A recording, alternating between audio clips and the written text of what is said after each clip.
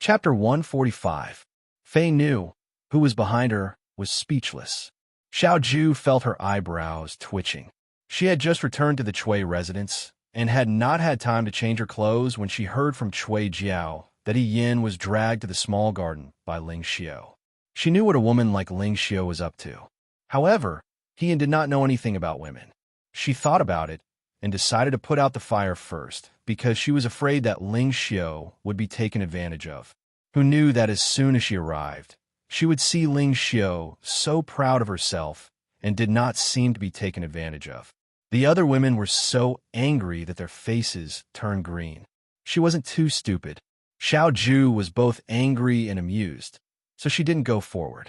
She simply stood at the corner of the garden and looked at her coldly. She wanted to hear what other shocking, crazy things this person could say. On the other side, second Yin Yang showed a knowing smile. She pointed at the figure at the corner of the garden and said, "Look, someone is here to protect her." It's true. Fourth Yin Yang clenched her fists and said, "Second sister, you are so good at judging people. I admire you. It's hard to say who he will help."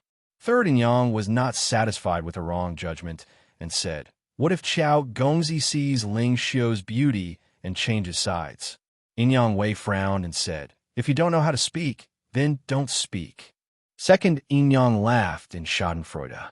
On the other side, Yi Yin was still speaking with assurance. "That's why I said to my sisters, you must learn the 4 arts of zither, chess, calligraphy, and painting. However, you must learn them to make yourself happy. If you only want to make a man like you, then you should learn how to control your husband. Before I was married, I was also very fond of romance. However, after I got married, I felt that everything was just fleeting clouds in the valley. Only the trick of controlling a husband is truly powerful." Really? This group of girls was not too old. Although they were a little annoying at times, they were not so scheming.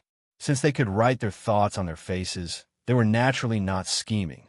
One of the girls asked, "Then tell us, what is your secret to controlling your husband?" Yi Yin coughed and said seriously, "I am ashamed to say that I do not know what my technique of controlling my husband is. Back then, I only met my husband once at the Lantern Festival. I didn't even know him. The next day, he came to propose marriage and said that he would marry no one but me.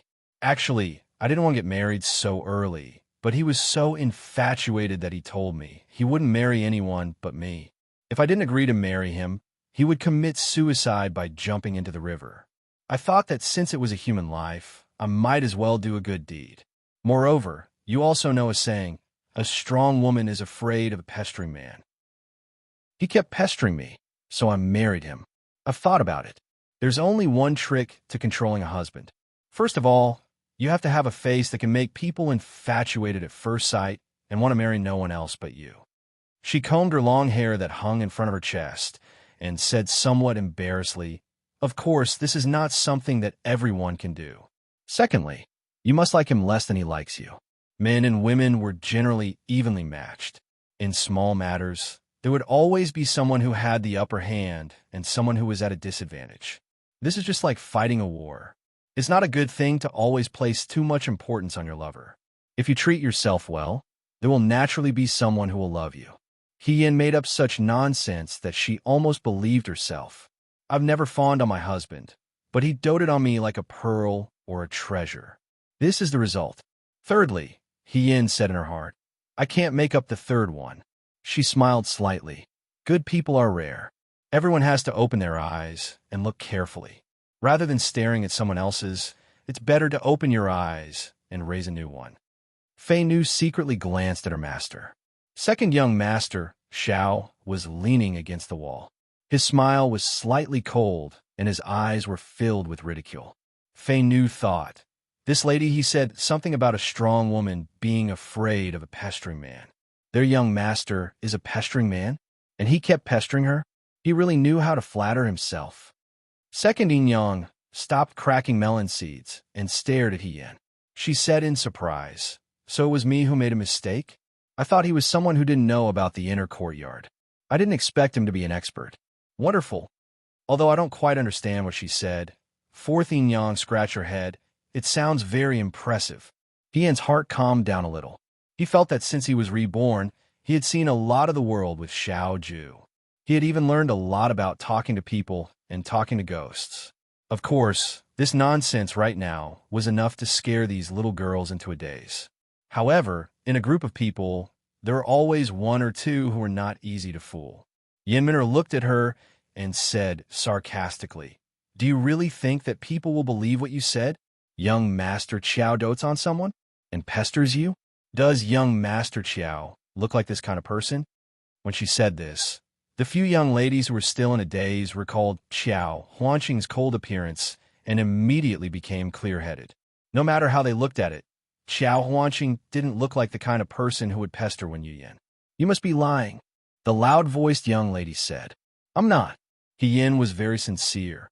"Our relationship as husband and wife is very good, so good that it's beyond your imagination. Just a few days ago, during the Water God Festival, we even walked on Lover's Bridge. I'm afraid of heights and didn't want to go at first. However, when my husband heard that people who cross the bridge together will not be separated for the rest of their lives, he forcefully carried me over. If I hadn't sternly refused, he might have had to walk on it 3 times, destined for 3 lifetimes." Xiao Ju, he couldn't bear to continue listening. He only felt that it was inconceivable. How could there be such a person in the world who could tell such a lie without blushing or panting? She was so serious that it made one's hair stand on end. "What's wrong with that?" The young lady at the side was unconvinced. "So many people walk on Lover's Bridge. We even look at pictures together," he said. Ling Xiao didn't understand. "What pictures?" Spring. Before she finished speaking, a light cough was heard. Everyone turned to look and saw a young man slowly walking over. He was so elegant that he could be in a painting and was as handsome as jade. It wasn't the first time they had seen him, but every time they saw him, they couldn't help but be mesmerized by this person's appearance and praise him in their hearts. When he passed by He Yin, his beautiful eyes fell on He Yin, revealing a hint of warning. Yin also forgot what he was talking about. Just as he was about to speak, he heard Xiao Ju say faintly, "Yin Yin, what are you doing here?" "Yin Yin?" Ling Xiao was stunned. It wasn't uncommon for couples to call each other Xiao, but it was always done in private, in front of everyone, unless their love was so strong that they didn't have any taboos.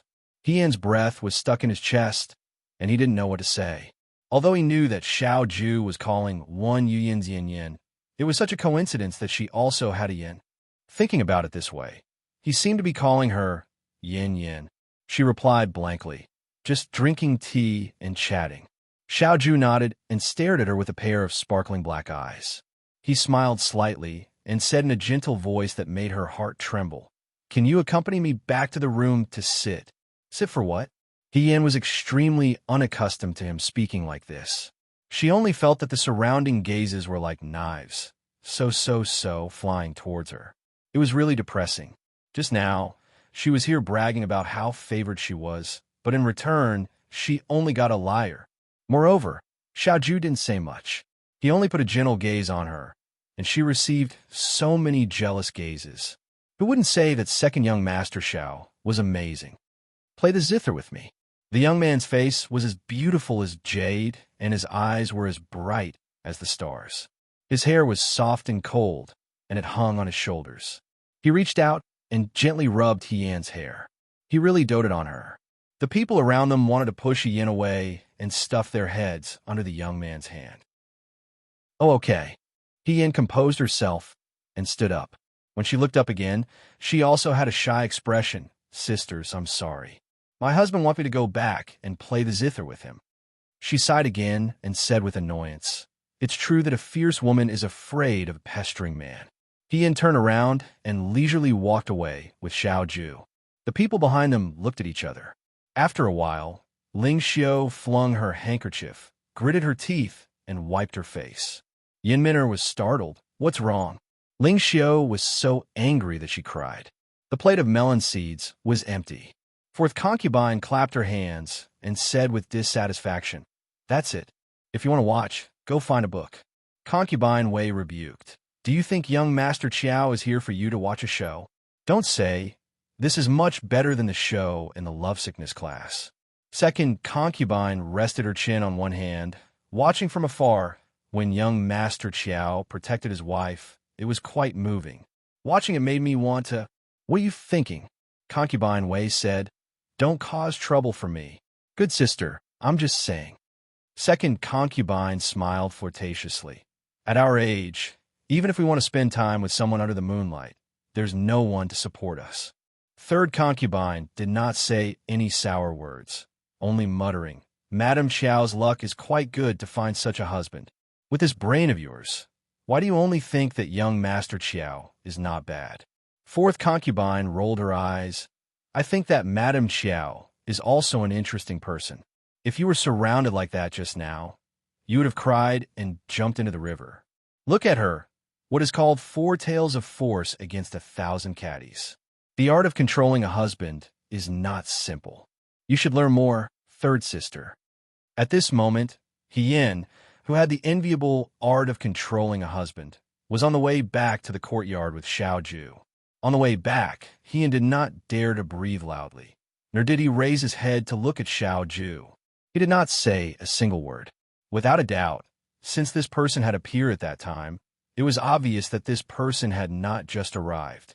It was possible that this person had been standing behind for a long time. The words that she had said to smear Xiaoju's reputation had most likely been heard by Xiaoju. It was all the fault of that group of girls who were too talkative. They were so noisy that she did not hear Xiaoju's footsteps. She did not know what Xiaoju was thinking right now, but she knew that he must be very angry.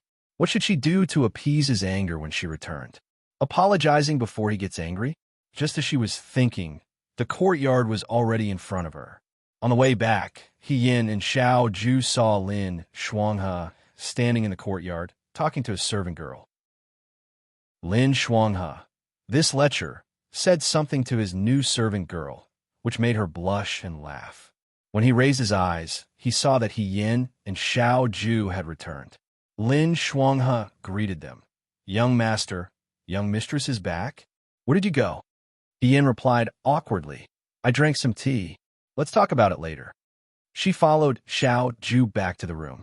As soon as she entered the room, she bumped into Xiaoju and almost fell into his arms. Xiaoju looked at her indifferently, reached over her body, and closed the door behind her. "Hien, sit." He turned around and sat down at the table. His calm tone made Hien feel that he was denouncing him. Hien quickly sat down in front of him. "Why aren't you saying anything?" Xiaoju raised his eyebrows and looked at her with a faint smile. "Weren't you very talkative just now, fierce girl?" Hien was shocked. "So he heard it." She said, "Commander-in-Chief, you know that they come to find trouble with me every few days. I can't stand it, so it's just a temporary solution. Can I ask, when did you arrive, and how much did you hear of what I said?" Xiaoju sneered. "What's the difference?" "The difference is in the content of my apology."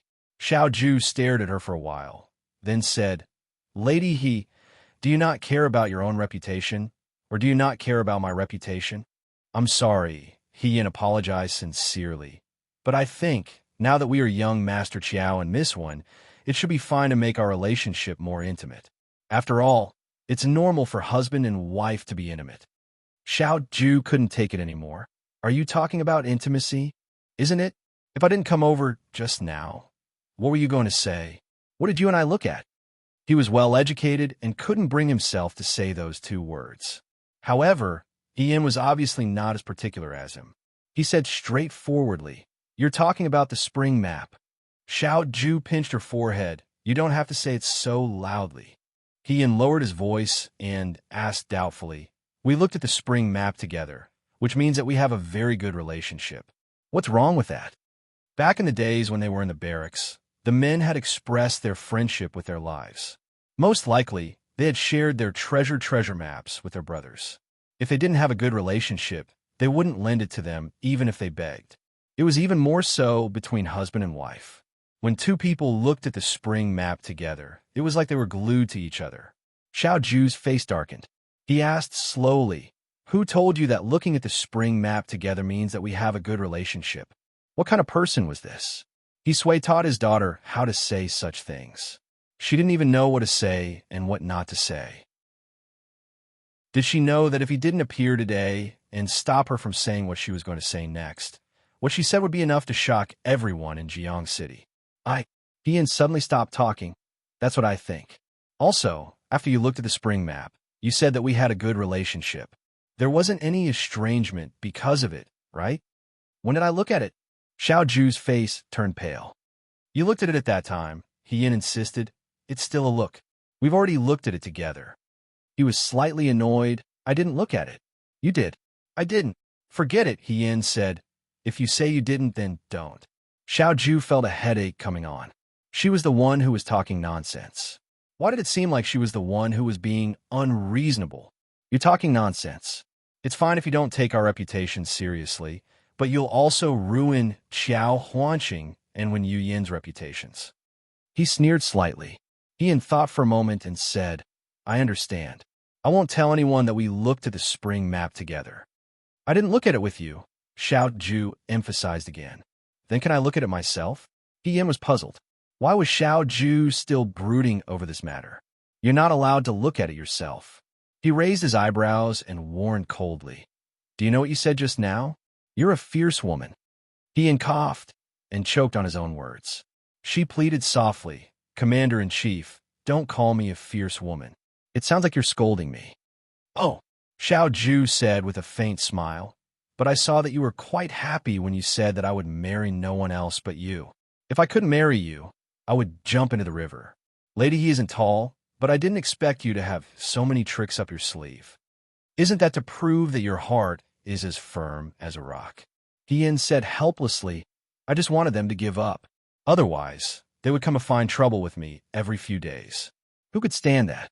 You can use your beauty to commit crimes. The unlucky one is me.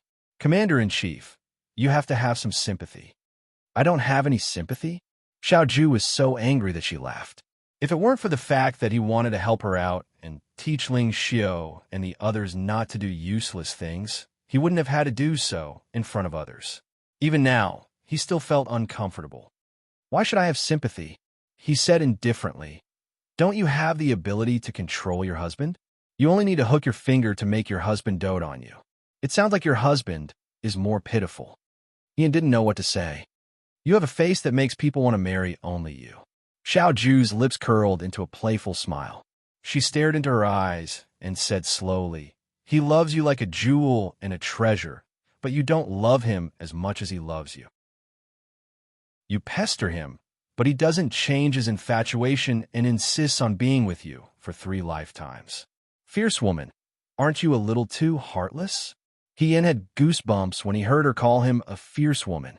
She quickly moved the stool closer to Xiao Ju and grabbed his arm. She said righteously, That's right. Our commander-in-chief is such a beautiful person. How can she be the one who pesters him? Other than you, no one else has the right to be called a fierce woman. If you want to be with someone for 3 lifetimes, don't even mention crossing a bridge. You can even cross a mountain of swords. No one can be heartless to you, no one. That's not what you said just now. He said slowly. What I said just now was a lie. I'm speaking the truth now. Ian said, You have to believe me. The girl's eyes were clear and firm, just like the wild cat he met in the courtyard. When its tail was stepped on, its fur would explode, but when it jumped up to be patted, it would be exceptionally obedient. A hint of a smile flashed across his eyes, but it disappeared in a flash. He said lightly, In the future, don't read such nonsense. He paused and said, Let's forget about this matter. Ian was greatly relieved. This person was really not easy to fool. All he did was make him sound a little less cold, and he got so angry. It seemed that second young master, Xiao, really cared about his image in other people's eyes. Ian thought about it and said, Commander-in-Chief, don't just look at these things. Before this, I also said a lot of good things about you. For example, I said that you were proficient in zither, chess, calligraphy, and painting, and that you are omnipotent. Next time, you must perform well in front of them to prove that what I said is true. Xiao Ju sneered. Am I a street performer? That's not true. Ian scratched his head. He thought for a while and said to Xiao Ju, But next time, if something like this happens again, and there are still people who don't know how to read the situation and come looking for trouble, Commander-in-Chief, You must cooperate with me and show that we are a loving couple. Maybe this way, they will know how difficult it is and retreat and stop looking for trouble. Xiao Ju raised her eyebrows. Cooperate. Yin nodded. He glanced at Yin. If you beg me, I can consider it. Yin said, Please, Commander-in-Chief. Xiao Ju, she actually said it out loud so easily. He frowned slightly, and a mocking smile appeared at the corner of his mouth. You are so spineless, and you call yourself a fierce woman. I told you not to call me a fierce woman. Yin was angry. Commander-in-Chief, you are really childish. Oh. He raised his eyebrows and said word by word, Fierce woman. Childish. However, after the incident in the garden, it was unknown whether Yan's words had an effect or whether Xiao Ju's indifferent performance of doting on his beloved wife had an impact. For 2 days in a row, the entire Chui residence was very quiet. There were no more young ladies from Jiang City who wanted to drink tea and chat with Madame Qiao. Hong Qiao took out the teardrop gauze from the box and said, Today, Madame will enter the prince's residence. Wear this. He nodded. Okay. Princess Mengji held a banquet in the prince's residence today, and Yin and Xiao Ju attended. She said that there would be guests, but they didn't know who they were.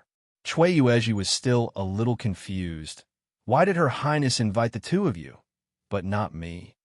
Yin knew that in Mu Hongjin's heart, her and Xiao Ju's identities had already been exposed.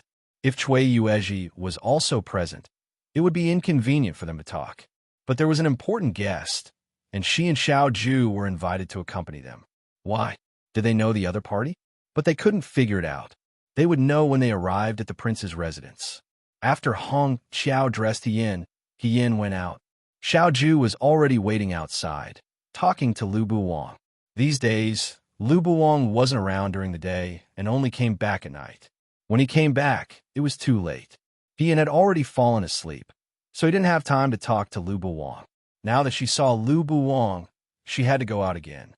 Master, she said. In fact, there were several times when Yin wanted to ask Lu Buwang if he wanted to see Mu Hongjin. But after all, it was someone else's business, and he couldn't interfere too much. Besides, only he knew what had happened between the two of them. Lu Buwang smiled and nodded at her. Be careful. Yin nodded. Now that there might be Yudo in Jiang City, there might be people who had seen Xiao Ju. It was never a bad thing to be careful. Fei Nu and Qi Wu followed them as coachmen. Lin Shuanghe stayed in the Chui residence, so he didn't have to go with them. Yin and Xiao Ju got on the carriage. Yin asked, Commander, today, Princess Mengji specially asked you and me to go to the prince's residence for the banquet, but she didn't ask Shui Zhongqi. That means she was worried about our identities.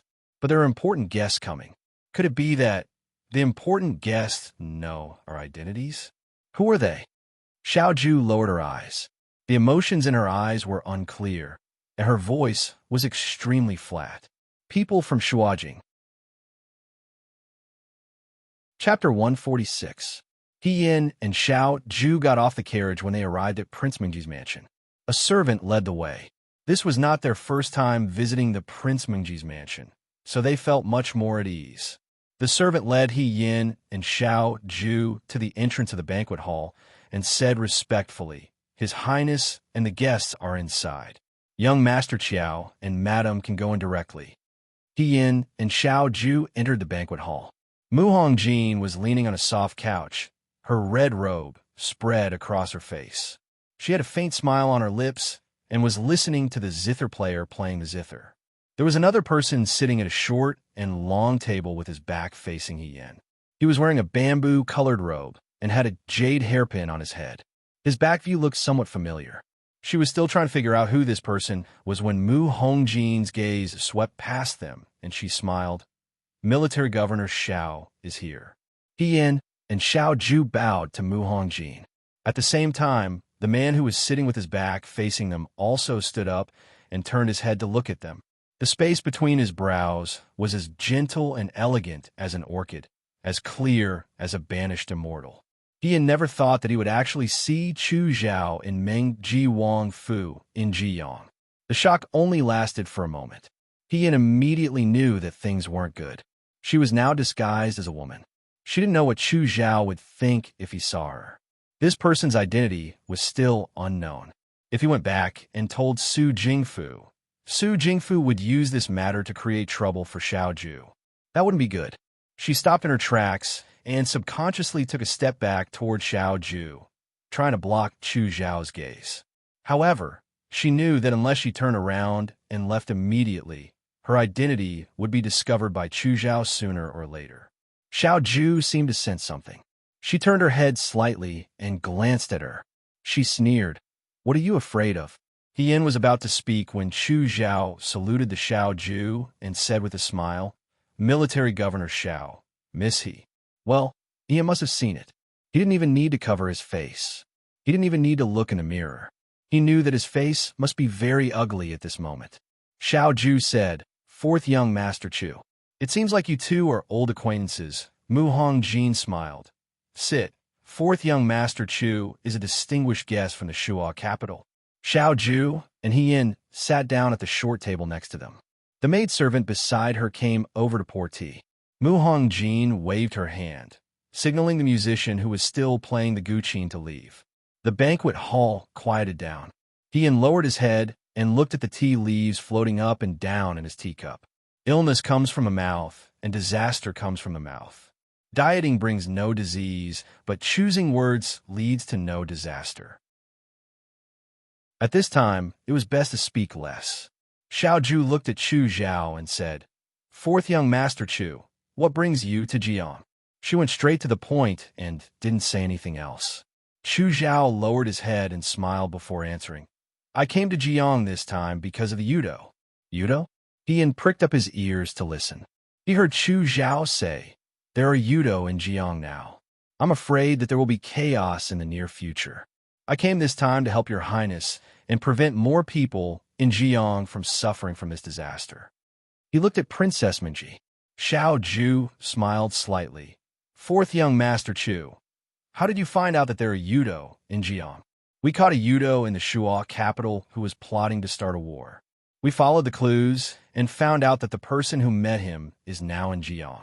Father and I found out from the other party's secret message that the Yudo is planning to start a war in Jiang. Once the canal is cut off, it will cause trouble for the entire way. Father ordered me to immediately rush to Jiang and inform your highness of this matter to prepare for a rainy day." Xiao Ju raised her eyebrows and said in a mocking tone, "As far as I know, Shi Jinbo no longer cares about the matters in the residence. I'm afraid that he can't order fourth young Master Chu around." Lin Shuanghe had also said this to He Yin. Shi Jinbo had been fooling around every day and didn't care about the matters in the residence. Shi Jinbo's wife was in charge of the matters in the residence. As for the rest, ever since Chu Zhao had Su Jingfu's support, Shi Jinbo had already become Chu Zhao's residence. "It's just a rumor spread by outsiders," Chu Zhao replied in a good-natured manner. "I don't dare to disobey father's words." Mu Hongjin seemed to have discovered something from the exchange between the two of them. She wasn't in a hurry to speak. Instead, she drank her tea lazily and quietly observed. "If you want to inform her highness, a secret letter will do." Xiao Ju sneered. "Fourth young Master Chu, why do you have to personally make a trip?" "Because there's something more important that needs to be personally handed to her highness." Mu Hongjin chuckled. "Fourth young Master Chu, you brought the Yudo's military defense map." Xiao Ju and He Yin looked up at Mu Hongjin at the same time. With the other party's military defense map, the war was already half won. But how did Chu Zhao get such an important thing? He Yin couldn't help but ask. "Fourth young Master Chu, where did you get this map? How can you be sure that the drawing on this map is real or fake?" "How I got it depends on luck." Chu Zhao smiled gently. "As for whether it's real or fake, I can't be sure. So, I can only give it to her highness." He paused and looked at Xiao Ju. "But I'm relieved to see Military Governor Xiao." With Military Governor Xiao around, regardless of whether the military defense map is real or fake, Jiang City will definitely be saved. After all, Dewey is a genius general, and only Military Governor Xiao has a meritorious service. He Yan's heart skipped a beat when he heard this, and he couldn't help but look at Xiao Ju. The water attack in the Battle of Gui City's Long Valley was a hurdle that Xiao Ju couldn't overcome. Chu Xilan's words were like stabbing a knife into his wound.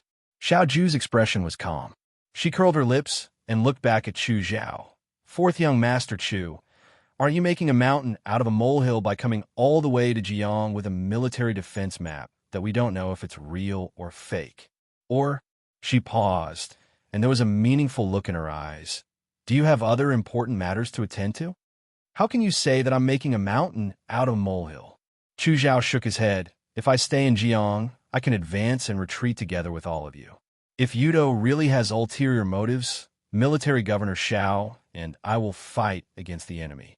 If the news is fake, it will be a false alarm, and everyone will be happy. Fight against the enemy together? Xiao Ju said lazily. Fourth young master Chu, if you can't even save yourself, no one will be in time to save you. Chu Xiao smiled, but didn't say anything. Second young master Zhao's skill at mocking others was unparalleled. Moreover, Chu Xilan was indeed weak. If something really happened, he would be a burden. Military Governor Xiao. Mu Hongjin was almost done watching the show. She had a rough idea of the relationship between these two people. She looked at Xiao Ju. I will give you a copy of the military defense map that fourth young master Chu brought. The total number of soldiers inside and outside Jiang is about 20,000, and they will be under your command. According to the secret letter that fourth young master Chu brought back, Yudo will definitely rebel within 10 days. Within these 10 days, she paused for a moment, must ensure that the people of Jiang are safe. Xiao Ju raised her eyebrows. Your Highness, you have considered everything. Mu Hongjin glanced at the smiling Chu Xiao. Fourth young master Chu came from afar, and both of you are old friends. Fourth young master Chu will also be staying in the Chui residence for the next few days. If you have any important matters to discuss, it will be convenient for you to discuss them. Chu Xiao returned the greeting. Your Highness is very considerate. Ian, Mu Hongjin was really good. The moment she arrived, she arranged for these two sworn enemies to be together. Not to mention that they had important matters to discuss. Ian pondered. Just based on the fact that these two people could talk like swords, it would not be easy for them to pass these 10 days peacefully. After exchanging some pleasantries, Mu Hongjin got up and asked someone to send He Yin and the others back to the Chui residence. When there was no one else in the banquet hall, the older maid beside her asked, Your Highness, why did you let fourth young master Chu stay in the lieutenant commander's residence? Military Governor, shout that doesn't seem to like fourth young master Chu. These two people don't get along, Mu Hongjin said faintly. If they don't get along, they can keep each other in check. Xiao Huaijin is a godly commander, but Jiang City can't be controlled by him alone. After all, no one knows if what he said is true or false. When these two people speak, half of it is true and half of it is false. If you compare them, you can always find some clues. Moreover, she sighed, stood up, and looked at the sky outside the hall. There's not much time left. If the Yudo really wanted to move against Jiang from tomorrow onwards, she would have to arrange for the people of Jiang to evacuate from the city. Her Lord Father had handed Jiang City over to her. For so many years, she had been protecting Jiang very well. Now that things had come to this, she could not fail. There was also Mu Xiaolu. She turned around, the corners of her eyes red and deep. She said coldly, Go and call Xiaolu here. He Yin and Xiao Ju left the prince's residence together. Chu Xiao stood beside them. When the three of them left the residence, they did not say anything. Ian was secretly thinking about how to make this lie flawlessly. He might as well insist that he was originally a man. This time, he disguised himself as a woman and went to Xiao Ju to Jiang because he had no other choice. As for why he acted so well, he would say that he was a man and a woman. She would have been following them for so long. Didn't he not discover anything? When he thought of this, his heart relaxed slightly. Missy. As he was thinking, someone beside him called his name. He turned around. Chu Xiao stopped and looked at him with a smile. Xiao Ju also stood still and did not go far. He felt a little comforted with his superior by his side. He looked at Chu Zhao and smiled. Fourth young master, you don't have to call me that. Actually, I didn't expect to see Miss He dressed as a woman again after seeing Miss He in red. The young man smiled very gently. Even his praise was sincere. It sounded more sincere than the workers of the embroidery workshop and Lin Shuanghe, who blindly boasted with their eyes closed. This dress suits you very well. It suits Missy very well. Tian's prepared speech came to an abrupt end. What did he mean by saw her last time? Ever since she entered the military camp, this was the first time she dressed as a woman. Where did Chu Zhao see her dressed as a woman? Tian subconsciously looked at Xiao Ju. Xiao Ju raised her eyebrows slightly, as if she was waiting for him to speak. Wait a minute. Could it be that Xiao Ju thought that she and Chu Zhao were already in cahoots? You can eat whatever you want, but you can't say whatever you want. Tian said, Brother Chu, I don't quite understand what you mean. When did I appear in red in front of you? Chu Zhao smiled faintly. At the racecourse in Shuajing. Miss He personally went to the racecourse to protect her father and younger brother. She was valiant and formidable. It was unforgettable. At that time, the wind blew your white veil. He lowered his head and smiled. I accidentally saw your face. At that time, I already knew that you were a woman. The racecourse in Shuajing? What kind of old story is this? How can Chu Zhao still remember it? Does this mean that Chu Zhao already knew that I'm a woman? Tian was shocked. So, Brother Chu already recognized me when we were in Liangzhou. At that time, I saw that Missy didn't seem to want her identity to be exposed. Moreover, there were many people in the Imperial Guard station, so I didn't reveal it. Chu Zhao said, However, since we've met here today, there's no need to hide it anymore. Chu Zhao looked at Tian and said gently, I'm not saying this for anything else. I just hope that Missy won't worry. I didn't reveal your identity when we were in Liangzhou. Now that we're in Jiang, I won't tell anyone either. After the incident in Jiang, Chu Zhao will pretend that he never met Miss He. Miss He can still return to Liangzhou to make contributions. You don't have to worry about me spreading rumors. He probably noticed Tian's misgivings when they were in the banquet hall earlier, so he purposely said these words to reassure Tian. No matter what Chu Zhao's identity was or what relationship he had with Su Jingfu, just from the way he spoke, he was really very considerate and thoughtful. It was very difficult for people to have a bad impression of him. Tian smiled and said, Then I will thank Brother Chu first. There's no need to thank me between us, Chu Zhao said with a smile. I don't want Miss He to be worried because of my appearance. As for the matter of snitching, Chu Zhao isn't that kind of person. Xiao Ju had been standing beside Tian and listening to him coldly. When she heard what he said, a mocking smile appeared on her lips. Fourth young master Chu, you make it sound nice. Didn't you come all the way to Jiang just to snitch? When it comes to snitching, you have to distinguish between friend and foe. Fourth young master Chu, you don't have to worry about the people in the Southern Mansion Army. He raised his eyebrows and said calmly, Even if her identity is exposed one day, I can still protect her. Chu Zhao was stunned and looked at Tian. Miss He joined the Southern Mansion Army? Tian replied, Yes. Xiao Ju had already promised him that if they pretended to be husband and wife to solve the Jiang incident, he would let her join the Southern Mansion Army. Although the current situation was not completely solved, it was up to his master to decide whether she would join the Southern Mansion Army or not. Since he said she would join, she would join. Chu Zhao's eyes moved slightly. After a while, he smiled. Then I'll congratulate Miss He. No, Brother He. Tian nodded. Xiao Ju looked at him calmly.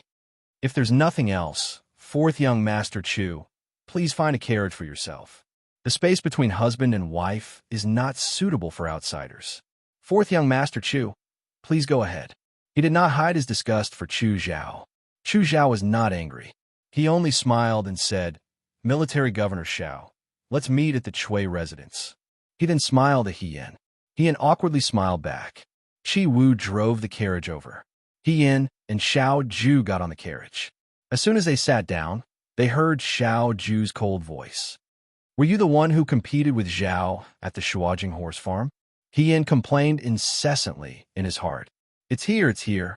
When Chu Zhao told him about the horse farm, He almost forgot that Xiao Ju was also there at that time. Moreover, Xiao Ju also gave Yinsheng a horse. Yinsheng named it Xiang Xiang. Yes, Yin did not wait for him to speak and said first, "My brother loved the horse that Governor gave him. He cut grass and fed it every day. He never had the chance to thank Governor. At that time, if Governor did not come to our rescue, I don't know how Zhao would have made things difficult for our family. Yin is unable to repay Governor's kindness." Xiao Ju's eyes were cold. "So you recognized me early on, right?" Yin was speechless. It was not just early on, they knew each other in their previous lives. But how could he say it? "You are the governor of the right military, General Fengyan. Who in a way can be more handsome than you? I do know you, but at that time, you were high above the clouds, and I was just a small ant beside your boots. Even if I knew you, you did not know me. Later, when you entered the military camp, I guess Governor had already forgotten about this matter. After all, Governor is a person of high status. How could he remember a small ant?" Ian leaned closer to him. "How would I know that Governor still remembers this matter?" She clearly knew that this fellow was full of lies and flattery, but when she saw her bright eyes and white teeth sitting beside her and putting in her best performance, even if she was a little displeased, she also found it funny. Xu Zhao actually knew that this person was a woman before him. It sounded like he was kept in the dark and was at a disadvantage. Xiao Ju looked away and said lightly, "Have you met him again?" No, Yin quickly replied. "I only met him twice when I was in Shuo capital." Then he complained, "How would I know that it was such a coincidence? He was also at the racecourse at that time and saw my face. If I knew, I would have covered my face tightly and wore an iron mask. Look at how sharp his eyes are. He does not know who I am. You don't want him to see your face?" "Of course not." Yin was confused. "If I leave a loophole for others to exploit, who knows if something will happen?" Xiao Ju laughed softly. "You're not too stupid." "Governor," Yin asked, "do you think that fourth young master Chu will tell others about my identity?" Although Chu Zhao said so, Yin did not dare to believe him easily, especially since this person's identity was mysterious. It was unknown whether he was an enemy or a friend. "Now you know to be afraid?" "Not really," Yin said. "If he wants to tell, I will pack up and run away in advance." Yin said and sighed. "It is just that I have been in the Liang Province Guard for so long. I really can't bear to part with Governor. If I really have to part with Governor, it will be very difficult.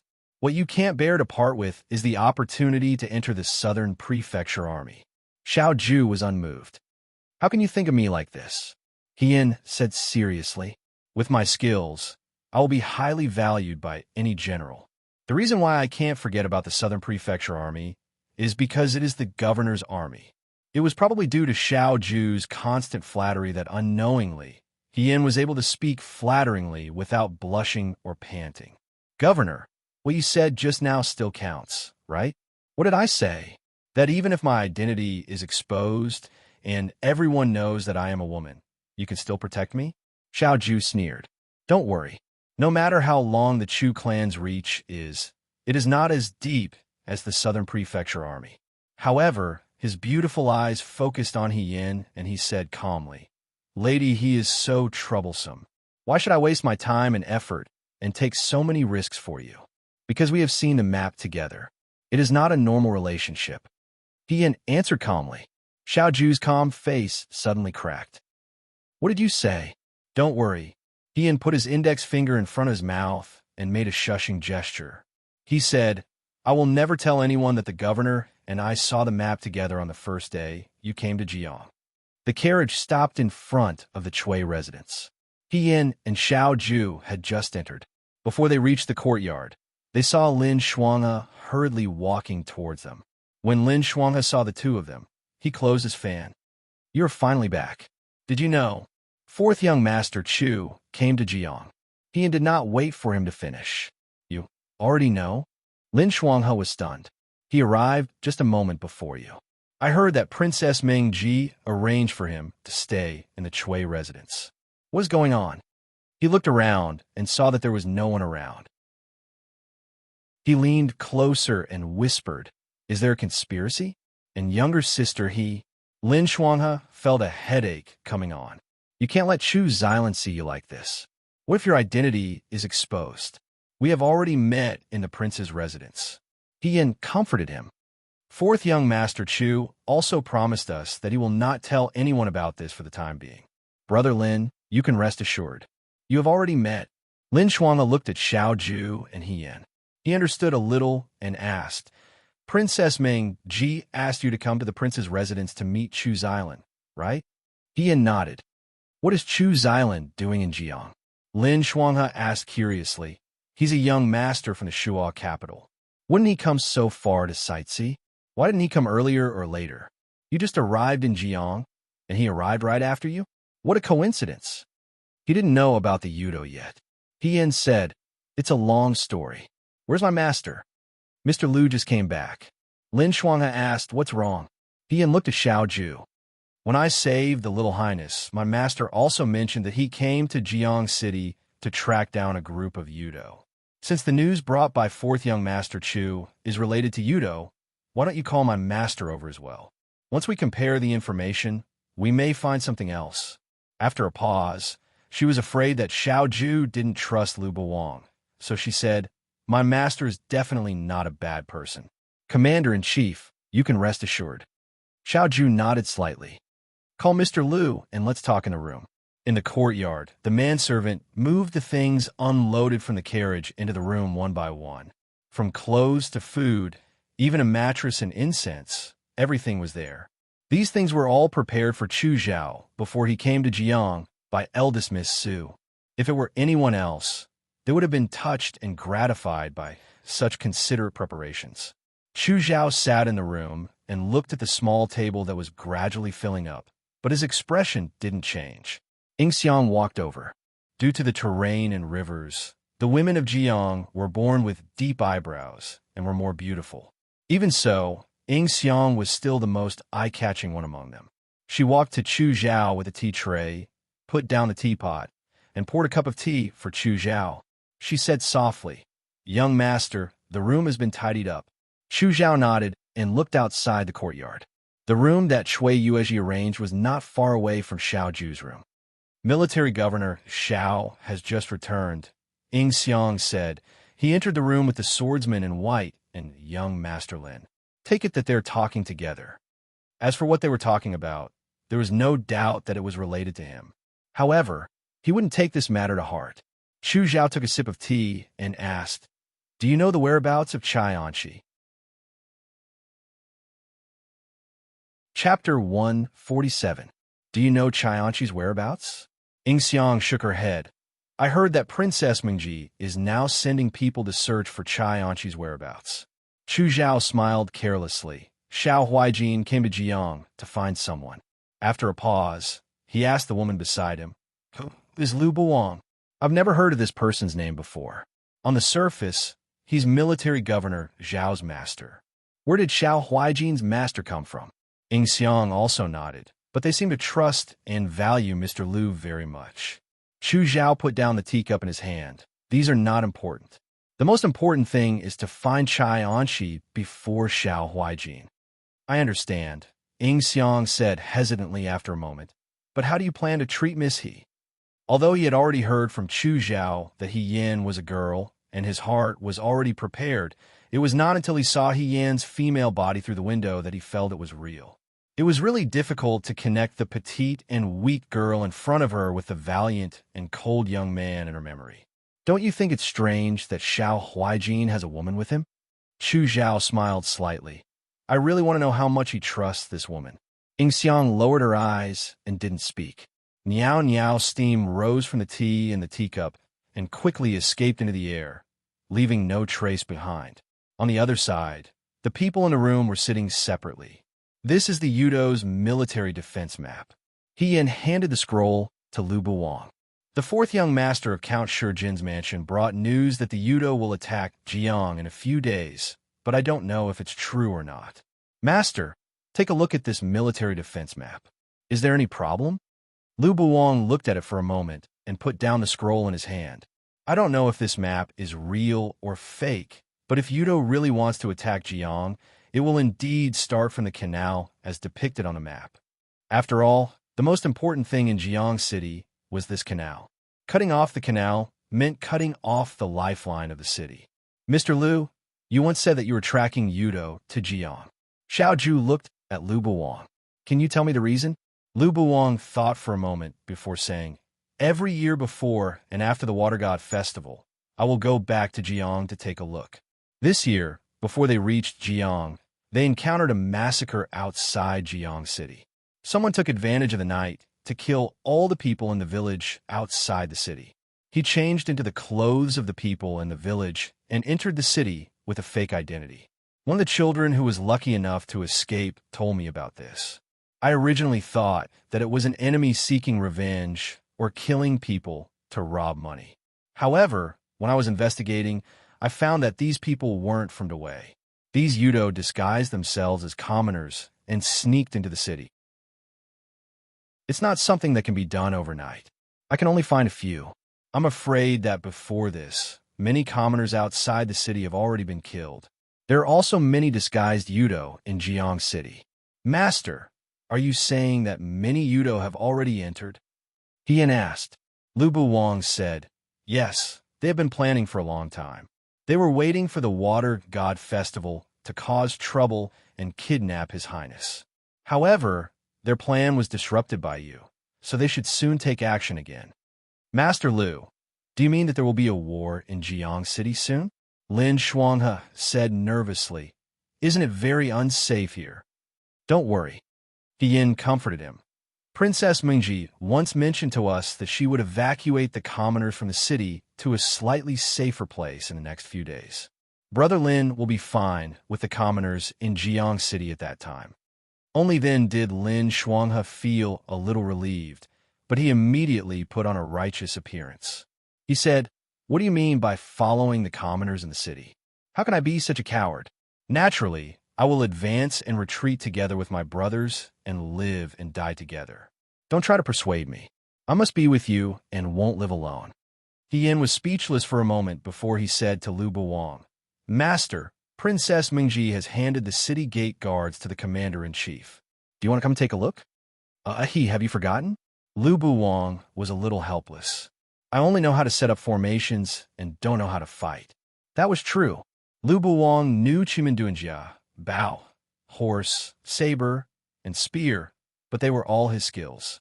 Back then, when he taught her Chimenduanjia, he studied it himself and used it to set up formations. Only then did he gradually develop his own set of skills. You don't know how to fight? Lin Shuanghe was very surprised. My younger sister, he is so good at memorizing military books. I thought that a famous teacher produced a brilliant disciple. Why? Is my younger sister he a self-taught genius? He smiled awkwardly. She's very talented. Maybe I was a female general in my previous life, so I can understand it easily. Xiao Ju sneered and didn't say anything. In the next few days, I will continue to track down the whereabouts of that group of Yudo. Lu Buwang said, if we find their heads, we may be able to solve a lot of problems. As for the city gate army of Jiang, I'll leave it to military governor Xiao. Lu Buwang looked at Xiao Ju. He now knew Xiao Ju's identity. The city gate army doesn't have the advantage in terms of numbers. Military governor Xiao, please take care of the people of Jiang. He seemed to have deep feelings for Jiang. Xiao Ju nodded. Everyone talked about the Yudo matter again. Xiao Ju would go to train the city gate army of Jiang City tomorrow. The time was very short, so it wasn't an easy task for him. Lu Buwang continued to track down the whereabouts of the Yudo. Lin Shuanghe didn't expect him to do anything, so he just needed to stay in the Chui mansion and wait for orders. As for Yin, she became the most embarrassed one. She wanted to follow Xiao Ju to take a look at the city gate army, but Mu Hongjin didn't let her go. She didn't know if something would happen. She simply made another copy of the military defense map and planned to see if she could set up a new formation according to the terrain of Jiang overnight. If this military defense map was real, it would be twice the result with half the effort. If it was fake, she could find a loophole in it and wouldn't be fooled. After speaking, everyone was about to leave. As soon as they pushed the door open, they saw a beautiful maid standing under the tree in the courtyard outside the door. It was Chu Zhao's personal maid, Ing Xiang. She didn't know how long she had been standing here. When she saw everyone come out, she stepped forward and bowed to He Yin. Miss He. He Yin returned the greeting. Young master has something to say to Miss He, Ing Xiang said with a smile. He's waiting in the front hall. Does Miss He have time? He Yin looked back and saw Lin Shuanghe waving at her slightly, indicating that she shouldn't go. Xiao Ju looked calm, and no one could tell what she was thinking. Seeing this, Ing Xiang said with a smile, young master said that he might have some misunderstandings with Missy before, so he wants to clarify things with Missy in person. Last time when we were in the Liangzhou guards, he didn't have time to say goodbye to you and left without saying goodbye. It was very rude of him. He hopes that you won't take it to heart. Today, he'll take it as an apology. He Yin didn't take the small matter of leaving without saying goodbye to heart. There were so many things to do in the Liangzhou guards, so he didn't have the time to pursue these trivial matters. He was the young master of Count Shijin's residence, yet he remembered it so clearly and spoke so politely. If she continued to be pretentious, it would seem that she didn't know what was good for her. Moreover, He Yin really wanted to know what identity Chu Zhao had now and what position he had come to the Liangzhou guards. He also wanted to know whether the so-called dealing with Yudo was just an excuse or if he had other motives. Thinking of this, he cheerfully replied, Okay. Lin Shuang's expression changed greatly. Younger sister He. Thank you for your tolerance, young master. Ing Xiang was overjoyed. Commander-in-Chief, I'll go take a look first, He Yin said to Xiao Ju. You don't have to wait for me for dinner tonight. After saying this, he said goodbye to Lu Buwang. Master, I'll leave first. Lin Shuanghe still wanted to say a few more words of advice, but He Yin had already left with Ing Xiang. Lu Buwang still had matters to attend to, so he only bowed slightly to Xiao Ju and Ing Xiang before leaving. After they left, Lin Shuanghe asked Xiao Ju, You're letting her go just like that? Otherwise? That's Chu Xilan. Didn't younger sister He like him so much that she lost her soul? She was stood up by him and even went to look at the moon alone. Such an irresponsible, heartless person actually came back to find my younger sister He. Just wait and see. He'll definitely play the same trick again and use gentle attacks to move my younger sister He's heart. Isn't that good? Xiao Ju turned around and lazily mocked. The liar finally got what he wanted. Aren't you worried? Lin Shuanghe waved his fan and followed him closely. If Chu Xilan sees my younger sister He's stunning red makeup, he'll be beastly and do something bad to my younger sister He. What should I do? Xiao Ju entered the room, poured herself a cup of tea, and said casually, Do you have some misunderstanding about Chu Xilan's taste? How can that liar's red makeup be worthy of the word stunning? How is it not stunning?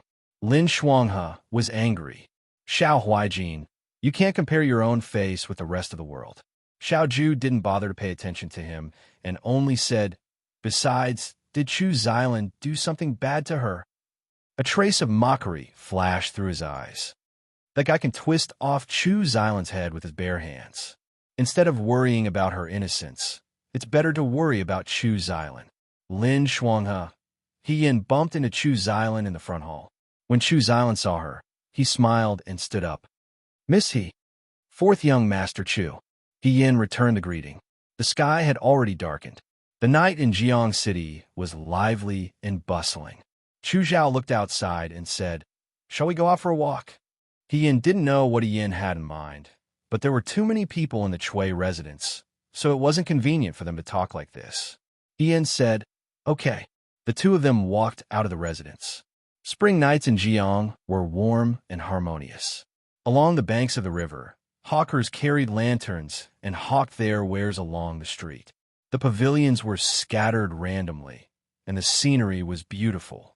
It could be said that between the alleys of the village, there were stringed instruments and singing, and there was a society where day and night were connected.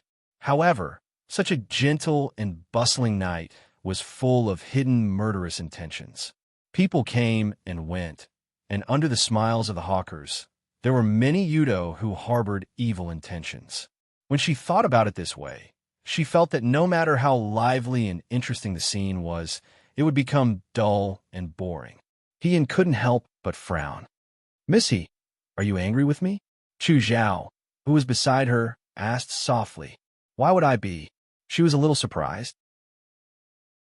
Then why did you frown when you went out with me? As if you had something on your mind? Ian couldn't help but laugh. No, I was just thinking about the Udo, and was worried. After a moment of silence, Chu Zhao said, Miss He, you don't have to worry. Her Highness will arrange everything. Besides, there's still Military Governor Xiao, isn't there? He wasn't stingy with his praise for Xiao Ju. Yin wanted to test him, so she asked, I thought that fourth young Master Chu didn't get along with our governor. Military Governor Xiao has some misunderstandings about me. Chu Zhao smiled. However, his position is slightly different from mine. We're just working for different masters. He actually admitted it just like that. Ian was a little surprised. However, Military Governor Xiao and I are on the same page regarding the Udo. Miss He, you don't have to worry. Chu Zhao said, I'm a citizen of Dawei. Naturally, I don't want to see Dawei's rivers and mountains be invaded by foreign tribes. Ian nodded. That's natural. When a nest is overturned, no egg will remain unbroken. We should be united against foreign enemies. Is Missy relieved after hearing what I said? He asked. Ian asked, Why are you relieved? I won't hurt Military Governor Xiao. Miss He, you don't have to be wary of me because of Military Governor Xiao. Ian laughed dryly. Fourth young Master Chu, you're overthinking. I'm not wary of you. Is that so? Chu Zhao smiled a little sadly. But ever since we met this time, you stopped calling me Brother Chu. You call me fourth young Master Chu. It sounds like you're deliberately drawing a line between us. That works too? Ian said, It's nothing. If you don't think it's good, I can call you Brother Chu again. Then can I call you Ahi? Ian was stunned for a moment. The young man's smile was especially gentle, like a charming and harmless orchid blooming in the night. In the spring night of Jiang, his robes were fragrant, and his face was handsome. The passers-by couldn't help but glance at him. He was really eye-catching. It was hard to say anything harsh to such a good-looking and good-tempered person. Ian hesitated for a moment and said, If you want to call me that, then just call me that. Chu Zhao's eyes flashed with a hint of a smile. He continued to walk along the riverbank with Yin. He said, I haven't apologized to He for what happened before. That day, I made an appointment to drink with you at Mount Baiwe, but something came up at the last minute, and I couldn't make it. The next day, I left early and didn't even have time to say goodbye to He. Later, when I thought of this in Shuajing, I felt very regretful. Brother Chu, you don't have to take such a small matter to heart, Yin said. Moreover, you didn't do it on purpose. I'm not angry because of it. If it weren't for Chu Zhao, she wouldn't have gone to the foot of Mount Baiwe that night, and she wouldn't have waited for Xiao Ju. She also wouldn't have known that the person who saved her from the darkness on the mountaintop behind Yuhua Temple was Xiao Ju. Perhaps this was a blessing in disguise. He didn't take it to heart because he is broad-minded. Chu Zhao smiled. But I can't pretend that this didn't happen. I must apologize to He. He looked forward. I'll give He something. Ian was startled. What is it? Chu Zhao stretched out his hand. In the palm of his hand lay a small tassel. The tassel was decorated with a very delicate pomegranate flower carved from red jade. Below the tassel was a red tassel. Although it was small, it was very ingenious. Today, at the gate of the Wang Fu, I saw He wearing a long whip at his waist. Chu Zhao looked at her gently. I was lucky enough to obtain a flower tassel. But I don't know martial arts, and I don't have a weapon. It's a pity that it's with me. But this flower tassel is very compatible with He's long whip. Why don't he try it and see if it'll be better? Yin subconsciously wanted to refuse. I can't accept a reward without any effort. Brother Chu, let's just forget about it. Besides, this thing doesn't look cheap. That red jade was small, and its color was translucent like the clouds.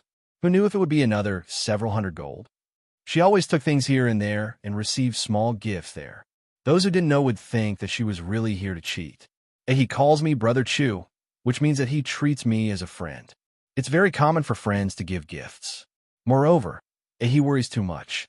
This flower tassel isn't expensive, and this jade is fake. He doesn't have to feel burdened. It's useless to leave this thing with me. He doesn't want it, but he dislikes me. Or perhaps, deep down in his heart, he still sees me as an enemy? Even if his words were slightly accusing and wronged, when he said it, it was still gentle and calm. He hesitated for a moment. Is this pomegranate flower tassel really a fake jade?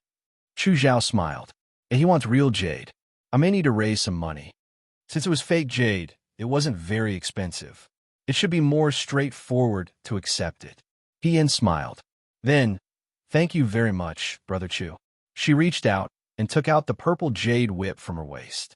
She tied the flower tassel to the purple jade whip's wooden handle. The black whip suddenly looked more lively and beautiful. It really matches a he's whip. Chu Zhao smiled.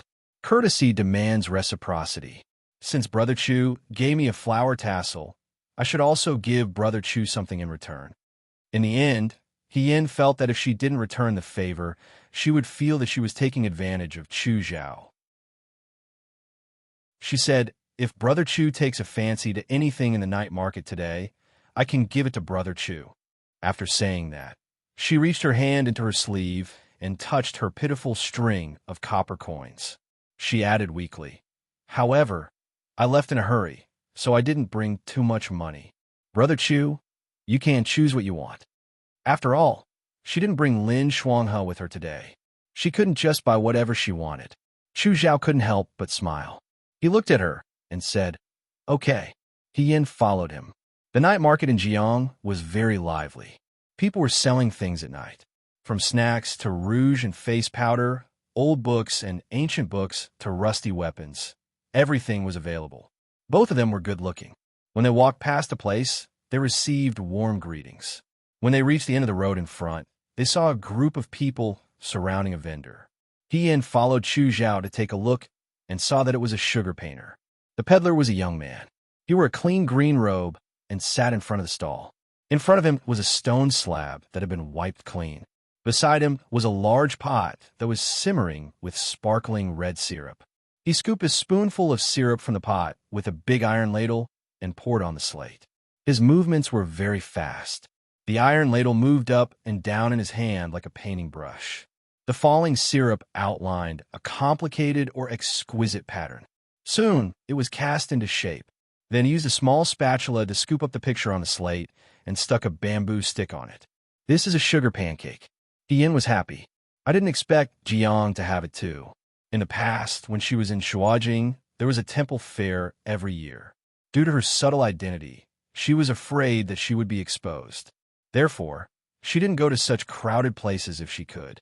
Therefore, she never went to the temple fair.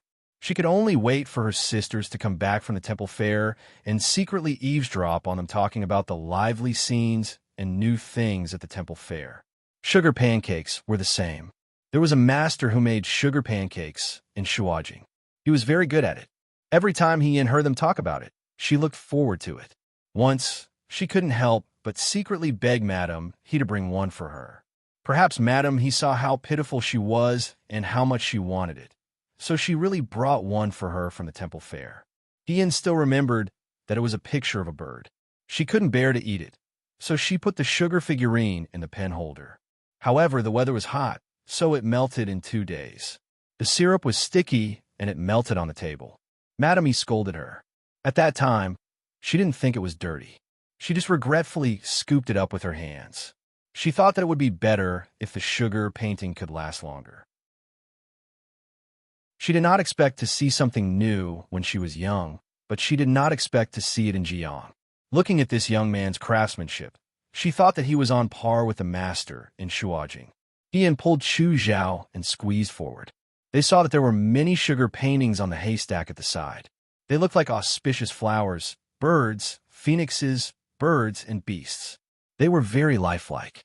Chu Zhao glanced at Hien and suddenly smiled. I like this.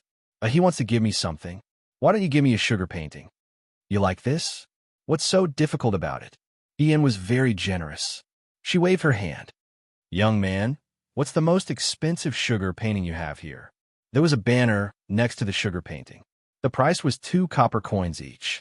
She brought a lot of copper coins, so it should be enough. The stall owner smiled and said, the most expensive one is a flower basket. It costs 8 copper coins. Do you want one? What was a flower basket? However, Choosing the most expensive one was definitely not wrong. He then asked Chu Zhao, "Brother Chu, what do you think?" Chu Zhao tried to hold back his laughter. "That's good, young man." He took out 8 copper coins and said, "Please make a flower basket. Make it beautiful." The stall owner said, "No problem." He scooped a spoonful of syrup from the pot and made a thin round cake. Then, he cast a circle of sugar lines on the round cake and slowly drew a vertical line. Ian watched intently as the flower basket changed from a flat bottom to a rich and lively one. There was a basket frame and a handle. The stall owner was very honest and added a lot of flowers to the handle. Ian counted. There were Chinese roses, daffodils, chrysanthemums, peach blossoms, lotus blossoms. Flowers from different seasons were all piled into a basket. It was lively and gorgeous. Ian watched as the basket filled up bit by bit. Suddenly, she had an idea. She asked the stall owner, "Young man, I'm giving this flower basket to my friend. Can you write my friend's name on the basket?" "Of course." Chu Zhao paused, and his smile faded. That's not necessary." "What's wrong?" Ian was puzzled. "Your name is so beautiful. It's a pity that it's not written on the basket." "Beautiful?" "Yes." Ian nodded. "Zhao means bright. Xylan means vanilla. The person who gave you this name must love you very much. They hope that you have a noble character and a bright future. That's why they gave you such an elegant name." Chu Zhao was stunned. The girl had already turned around and said to the stall owner, "Young man, please write Xylan." Chapter 148. On the way back, Ian kept looking at the basket of flowers in Chu Zhao's hands. The flower basket looked very beautiful. The peddler wrote the 2 words Xylan with extra care. His words were elegant and refined, and when placed together with the various fragrances in the basket, they really brought out the best in each other. "Brother Chu, you must eat it as soon as you get back," Ian said. "Otherwise, with the weather in Jiang, it will melt very quickly." She had also bought a qilin-shaped one for herself, but she had already finished it. "I've tasted it. It tastes good, and it's not too sweet." Chu Zhao smiled gently. "Thank you, Ahi. I'll be very careful when I get back." Ian was finally relieved. After they bought the sugar paintings, they walked back along the riverbank. When there was nothing to talk about, Ian occasionally asked Su Zhiheng about his visit. "Brother Chu, how was it when you went back to attend your friend's wedding? Was it very lively?" Chu Zhao was slightly startled, but then he smiled and replied, "Yes, it was very lively. After all, she was General Fei Hong's sister. His Highness the Crown Prince even personally came to congratulate her." Ian was a little suspicious. His Highness the Crown Prince? Did the Crown Prince come to see Su Zhiheng get married for Su Zhiheng, Hiru Fei, or both? Was the Crown Prince also involved in the conspiracy between the He family and the Su family? Furthermore, did the Crown Prince know her identity? But Chu Zhao sighed again. Perhaps Master Su was deeply in love with his late wife. During the wedding, he even cried. He said, "Ah." Perhaps her face was full of disbelief, but Chu Zhao didn't know whether to laugh or cry. "What's wrong? You don't believe that there are men in this world who are deeply in love?" Ian thought to himself. Of course, she believed that there were men in this world who were deeply in love. For example, He Sui, her current father. After Madame He passed away, he raised his 2 children alone. Lady He was so arrogant and willful. He Sui could spoil the little girl because she looked like his wife. It could be seen that there were people in the world who were deeply in love and had no regrets. But this person could be anyone, and it definitely wouldn't be Su Zhiheng. It's not that I don't believe him. Ian concealed the ridicule in his eyes and said, "It's just that if he behaves like this, wouldn't his new wife be angry?" General Fei Hong and the other members of the He family were all deeply moved. So, although it's lively, it's just that this wedding banquet is a little sad. Ian felt that among the many jokes he had heard this year, Chu Zhao's joke was the funniest. Would the He family be sad for her? If this was said to the pigs in the pigsty, the pigs would feel that their brains had been insulted. But when Chu Zhao talked about this matter, it was obvious that most people thought this way. If he did something bad, then he did it. But after he did it, He put on a sorrowful and pitiful appearance and pretended to be a pitiful person who was rarely affectionate and righteous. It was really disgusting. He doesn't seem to agree with this one's words.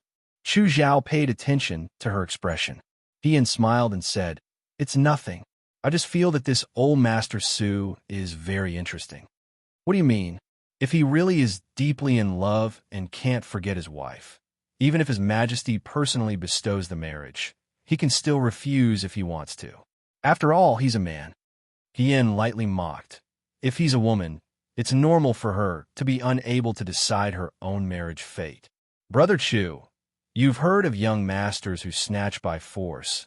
You've heard of evil tyrants who force women into prostitution, and you've heard of beastly fathers who sell their daughters for glory. But have you ever heard of a woman who does this? From what Brother Chu said just now, that old Master Su is like a weak woman who was forced to get married. That newly married young Mistress Su is like an evil person who forced him to marry her. What does this mean? If he doesn't want to get married, no one could drag him to the wedding hall. If he doesn't want to consummate his marriage, could it be that young Mistress Su can still take him by force? If he still continues to be obsessed with his deceased wife in the future, what will the new young Mistress Su do? I feel that it's not fair to that person. This friend of Brother Chu's is also a bit hypocritical." She spoke bluntly. He Xining was her younger sister from the same father and mother. Even though she hated the He family, He Xining had never done anything to her. Hien couldn't love her, nor could he hate her. He could only treat her as a stranger. Any sane person who heard this would only think that Su Zhiheng was the one who was in the wrong. It wasn't enough to destroy one member of the He family. Now he had to send in another victim. How cold-blooded and ridiculous. Chu Zhao was stunned for a moment. Then he suddenly smiled and stopped walking. He cupped his hands and said to Hien, "Is this one narrow-minded? Or is it that Brother He, as a woman, can stand in a woman's shoes and empathize? It's just that no one has ever thought of standing in their shoes. He is very different from ordinary women." Hien looked at her and asked, "How is he different?" Chu Zhao continued to walk forward. His voice was still very gentle as he said, "Most women, even when faced with this kind of predicament, have long been numb and indifferent. They don't think as much as He does. He is thinking for them right now, but it's very likely that they're enjoying themselves and will blame you for meddling in other people's business." Hien smiled and said, "Brother Chu's words sound a bit high and mighty." Chu Zhao's smile froze for a moment. "Why do you say that?" The imperial court is a man's imperial court. The major affairs of the world are the major affairs of the world. Even when it comes to reading books and going to the battlefield, it's also men who have a unique style. The world praises men as heroes, but at most, they praise women as beauties. It's really unreasonable. Men have taken advantage of the world, but in turn, they blame women for being numb and not wanting to make progress. If this isn't high and mighty, then what is it? Brother Chu thinks that I'm very different from ordinary women because I've read books, walked out of the house, and even rebelled against the orthodoxy and entered the army. There aren't many women like me in the world.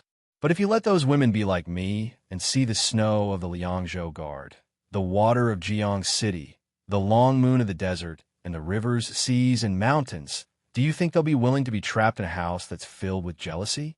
Do you think they'll still be complacent, numb, and ignorant?" Hien smiled. At this moment, her smile carried a bit of ridicule. It was actually somewhat similar to Xiao Ju's. "I think the men in the world are worried about this point, so they've set up many ridiculous rules to bind women. They've used the 3 cardinal principles and 5 constant principles to break their wings. They've also used those groundless virtuous wives and beauties to judge them. The more ignorant they are, the more the men feel at ease. It's clearly their fault, but they still have to say, 'Look, women are shallow,' because they also know that once a woman has the chance to choose, she'll definitely not be willing to become a vase in the backyard waiting for her husband to feed her. Those outstanding women will become generals, swordsmen, scholars, and aides. They'll compete with them for the glory of the world, and they won't necessarily win." The girl's eyes were clear and bright, like the spring water in Jiang City. They were transparent and clear, and one could see them clearly. They were clean and translucent, as if they could reflect the most brilliant sunlight. Chu Zhao was momentarily stunned. He had always been eloquent and would never make the atmosphere awkward, but at this moment, he actually didn't know what to say. It was as if no matter what he said, he couldn't refute the person in front of him. It was clearly laughable, overconfident, and naive to the point that it made people feel annoyed. It was awe-inspiring righteousness, but actually reflected a person's shadow. There was nowhere to hide in the darkness. Ian also felt that it was unfair. Although pretending to be He Rufei brought a lot of pain to her life, at the same time, it also allowed her to see many things that women couldn't see in their entire lives. If she didn't pretend to be He Rufei, she wouldn't have known that compared to women, men could do so much more. If you were talented in literature, you could become a scholar with a stomach full of scriptures. If you were outstanding in martial arts, you could become a general with outstanding military achievements. Even if you were mediocre in everything, you could still be the most ordinary person on the street. To put it bluntly, even in Lu Tong village, women were gambling prostitutes, while men were gambling customers. It was because she later became young Mistress Su and had been both a man and a woman that she knew that the world treated men and women differently. It wasn't that men didn't suffer, but their suffering could become the cornerstone to judge themselves. As for women's suffering, they waited their entire lives for men's affirmation. They were all reincarnated as humans, so who was more noble than the other? The funny thing was that some men even looked down on women from the bottom of their hearts. It made people speechless. After she finished speaking in one breath, she realized that Chu Zhao didn't say anything for a while. She secretly thought, could it be that my words offended Chu Zhao? But on second thought, if she offended him, then so be it. In any case, he didn't have the strength to trust a chicken. Even if he fought, he wouldn't be able to beat her. Brother Chu, what I said just now was a bit too impatient. He said with a smile, I hope Brother Chu won't mind my lack of manners. I won't. Chu Zhao looked at her with a strange look in his eyes. He's heart is admirable. Chu Zhao is ashamed of his inferiority. In the future, I won't say such nonsense like today. He's words, I will always keep them in my heart. Chu Zhao was really a gentleman. Just now, she had said a lot of things, but he was still very gentle like a spring breeze. He smiled. Then let's go quickly. Chu Zhao nodded and smiled in response. The two of them continued to walk on the road back to Chui Manor. He lowered his head and secretly sighed in his heart. Chu Zhao and Xiao Ju were ultimately different. When dealing with women, they both thought that women were weak and couldn't protect themselves. However, the former's judgment had a trace of negation and condescension, while the latter's treatment of the female corpse in the backyard of the Sun family in Liangzhou City was more of pity. As a general, he should be magnanimous, upright, calm, and brave. But more importantly, he should have a heart of pity for the weak. When Yin and Chu Zhao came back, it was already very late. Chu Zhao's courtyard was a bit further away than Yan's courtyard. When they reached the door, Chu Zhao said that he should also rest early today. Brother Chu, remember to eat it early. Yan was still thinking about his candy basket painting, so he reminded him. He looked at the flower basket in his hand, shook his head, and smiled, definitely. Yan watched him leave, then turned around and wanted to go back to the room. When she looked back, she saw a person standing in the small pavilion under the long corridor, looking at her with a smile. His white clothes fluttered in the wind. It was Lu Buwang. Master hasn't rested yet. Ian walked over and asked. She rarely saw Lu Buwang these days at night. I came out to get some fresh air. Lu Buwang looked at her. Did you go to buy candy paintings? Ian nodded. Fourth young master, Chu helped me hide my identity. After thinking about it, I still gave him something. I was kind to him, so he couldn't go around telling others my secret. Candy paintings in Jiang City are quite cheap. I gave him the most expensive one. It's at least 10 copper coins in Shuajing City, but only 8 copper coins here. It's cheap and good. Lu Buwang smiled and looked at her. Ehi, you're much more lively now than before. Yin was stunned. When she met Lu Buwang in her previous life, It was the most difficult time. She had just escaped from the peaceful days in Shuajing City and came to the cruel and bloody military camp. She had many secrets, so she was always a little cautious. Even though she occasionally showed her unbridled side when she was with Lu Buwang on the mountain, most of the time, she tried not to cause trouble for others. Now that she thought about it, it seemed that since she became Lady, she had unconsciously let go of herself a lot. For example, going out to buy candy paintings with Chu Zhao today was absolutely impossible in the past. Was it because she was a woman now, or was it because she could do whatever she wanted without the restrictions of the He family? And she didn't have to worry about the secret under the mask being seen by others? Isn't it good to be like this now? He Yin said with a smile. It doesn't have to be steady. Lu Buwang said, it's good to be like this. When he said this, he looked a little disappointed. No one knew what he was thinking. He Yin wanted to ask, but when she saw Lu Buwang's indifferent gaze, she swallowed the words back. Lu Buwang seemed a little sad. The moon in spring was not as bright as the one in autumn. It was hazy and cute. Lu Buwang's gaze fell on the corners of his little disciple's mouth, but another figure appeared in his mind. Mu Hongjin. Back then, Mu Hongjin was also like this. Her eyes were clean and bright, and occasionally there was a trace of wisdom in them. Her red dress was also delicate, and there were always some flowers and birds embroidered on the corners of her dress, which was exquisite and beautiful. The young girl always had 2 long braids with silver bells under them. When she walked, the bells would make a pleasant tinkling sound. Sometimes, before he got close, he would hear the sound of the bells and know that she had come. At that time, he had such a tail following him every day, which was really annoying. He had said many times that he hoped the 2 of them would part ways. Every time, Mu Hongjin would pout and immediately cry. No matter how hard Lu Buwang's heart was, he was not good at dealing with a girl's tears. So every time, she easily resolved it. In the end, he had tacitly agreed that this person was a sticky candy that he couldn't get rid of. He let her follow him and cause trouble for him. Mu Hongjin knew how to enjoy life. She had brought a lot of money, but in less than half a month, she squandered it all. At that time, Lu Buwang didn't know that Mu Hongjin was the beloved daughter of King Mengji, and he only despised her extravagant and lascivious life. She didn't care what Lu Buwang thought of her. She had so much money, and she insisted that he enjoy it with her. Half a month later, Mu Hongjin had spent all her money, so she had to eat with Lu Buwang. In the inn, they slept in the simplest kind, and the food was also very ordinary. Mu Hongjin didn't have money to buy the trinkets on the street. After half a day, she protested to Lu Buwang, "Young hero, can't we have a good meal?" No, Lu Buwang didn't have much money. The 7 disciples of Taoist Yunji went down the mountain to gain experience. Although it was said that they went down the mountain to gain experience, in fact, they were just experiencing the secular world.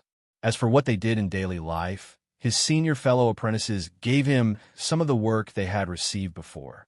To put it bluntly, they took the money from others and had to eliminate disasters for others. It was just that their sect was not allowed to do evil or curry favor for personal gain. So much so that in the end, what they really did was to help the tenants of the farmstead find their lost sheep, or help a married girl send a secret letter back to her maiden home. These kinds of trivial matters, and the money they received was also very little. Sometimes they even had to help people write letters to their families. They didn't refuse anyone and accepted everything. A cold and otherworldly young man in white walked on the path of the farmstead with a lost sheep. The scene was a little funny. Mu Hongjin laughed at him. "What kind of sect do you belong to? Why do you have to do everything? Why don't you follow me?" You what?" Lu Buwang asked her angrily. Mu Hongjin rolled her beautiful eyes. "I'll pay you more than he does." Lu Buwang was so angry that he didn't want to speak. But it was true. After all, he hadn't finished the task his senior fellow apprentice gave him. Because he was doing these small things, he didn't get much money. If he was alone, it would be fine.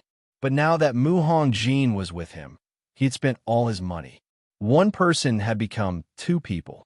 In meals, life was so tight that he wished he could split a copper coin in half to spend it. It could be seen that Mu Hongjin was also trying her best to adapt to this rough life. She made a fuss for a few days, but when she saw that Lu Buwang was really a little angry, she didn't dare to say anything more. She honestly lived a simple life with Lu Buwang, but her habit of wanting to buy everything she saw in her bones still hadn't changed. Lu Buwang still remembered that one day, they met an old woman selling flowers beside a tea house outside Jiang City. There were 2 bamboo baskets and a carrying pole in front of the old woman, and the bamboo baskets were full of wild chrysanthemums. They were slender and lovely, light pink and white. They were also very cheap. They should have been picked directly from the foot of Chiyu Mountain. Mu Hongjin leaned over to take a look. Seeing this, the old woman said with a smile, "Young master, buy me a flower to wear." "No need." Okay. The 2 of them spoke at the same time. Lu Buwang gave Mu Hongjin a warning look, and Mu Hongjin pursed her lips aggrievedly. The old woman smiled, picked a flower from the bamboo basket, and gave it to Mu Hongjin. "You're pretty, so this flower is for you. Wear on your head. It's very beautiful." Mu Hongjin took it happily. She said sweetly with a smile, "Thank you, Granny." In this case, Lu Buwang couldn't just leave, so he took out a copper coin from his sleeve and handed it to the old woman. No. The old woman looked at him with a smile. "The little girl is cute. I like her. Young master, just treat her better in the future." Lu Buwang turned his head. Mu Hongjin got the flower and put it on her ear happily. She asked Lu Buwang, "Is it beautiful?" Lu Buwang said uncomfortably, "It has nothing to do with me." Mu Hongjin glared at him, squatted down, and looked at the jewelry and cosmetics in the carrying pole. After a while, she picked up a silver bracelet and exclaimed, "This is beautiful." It was a very simple silver bracelet. It seemed to have been roughly polished by someone, and even the edges were not very smooth. On the edge of the bracelet, a circle of lifelike wild chrysanthemums was carved, so it looked fresh and lovely. "This is so beautiful," Mu Hongjin praised. "This is called a happy bracelet. It was carved by my husband and me together." The old woman said with a smile, "Give one to your sweetheart and wear it for the rest of your life." "Young master, why don't you buy one for me? It will last forever." "Did you hear that, young hero Lu?" Mu Hongjin begged. "Quickly give me one." Lu Buwang looked at her coldly, took the silver bracelet from her hand, and put it back into the carrying pole. Then, he said coldly to the old woman, "She's not my sweetheart." A trace of disappointment flashed through Mu Hongjin's eyes. In the end, she didn't take the silver bracelet again and muttered, "How do you know that I'm not your sweetheart?" "How do you know?" "Yes, how do I know?" The young man was proud and didn't understand that the joy of youth came quietly. By the time he understood, it had already become a calamity, and there was no way to avoid it. Later, many years had passed. Lu Buwang often thought that if he had bought the silver bracelet in front of Mu Hongjin and put it on her hand that day, they wouldn't have come to that point. As the old woman said, they wouldn't have been separated for the rest of their lives. It was ridiculous that he also believed that strange forces and gods were predestined. The moonlight sprinkled on the ground, forming a layer of white frost. The bell in his memory gradually faded away, and only the wind in Jiang City that had been separated for many years fell in his ears. It was lonely and a little cold in his heart. "Do you like Xiaoju?" The unexpected voice interrupted He Yan's contemplation. He Yan turned his head in surprise. Lu Buwang retracted his gaze and looked at her with a knowing smile. He repeated again, "He, do you like Xiaoju?" "No," He Yan subconsciously retorted. After a while, she asked again, "Master, why do you say that? Haven't you noticed?" Lu Buwang said lightly, "When you're around him, you're very relaxed. You trust him more than you trust me." Ian was stunned. Did she? Maybe she did. Whether it was in the previous life or this life, she might have many misunderstandings about Xiao Ju's appearance in her heart. Whether he was indifferent or bad, she had never doubted that Xiao Ju would hurt her from the beginning to the end. Hien, who seemed to be careless about everything, always maintained a sense of vigilance in her heart. She didn't let go of this vigilance when facing Lu Buwang, Su Jiheng, Hiru Fei, and even He Sui, and his son who had no attacking power in the He family. But she always trusted Xiao Ju. It's not time or experience that makes you so relaxed now. It's him. Lu Buwang's voice was gentle. He, do you still want to deny it? Ian didn't speak. After a while, she raised her head and looked at the moon hanging on the roof. The moon was big and white, and its silver light sprinkled over the whole yard, gently watching the people in the night. Master, look at the moon in the sky, she said slowly. It can shine on the backyard of the rich and the ditch in the wilderness. But you can't catch it, right? I can't catch the moon, nor can I make the moon come for me, so I can just stand here and look at it from afar.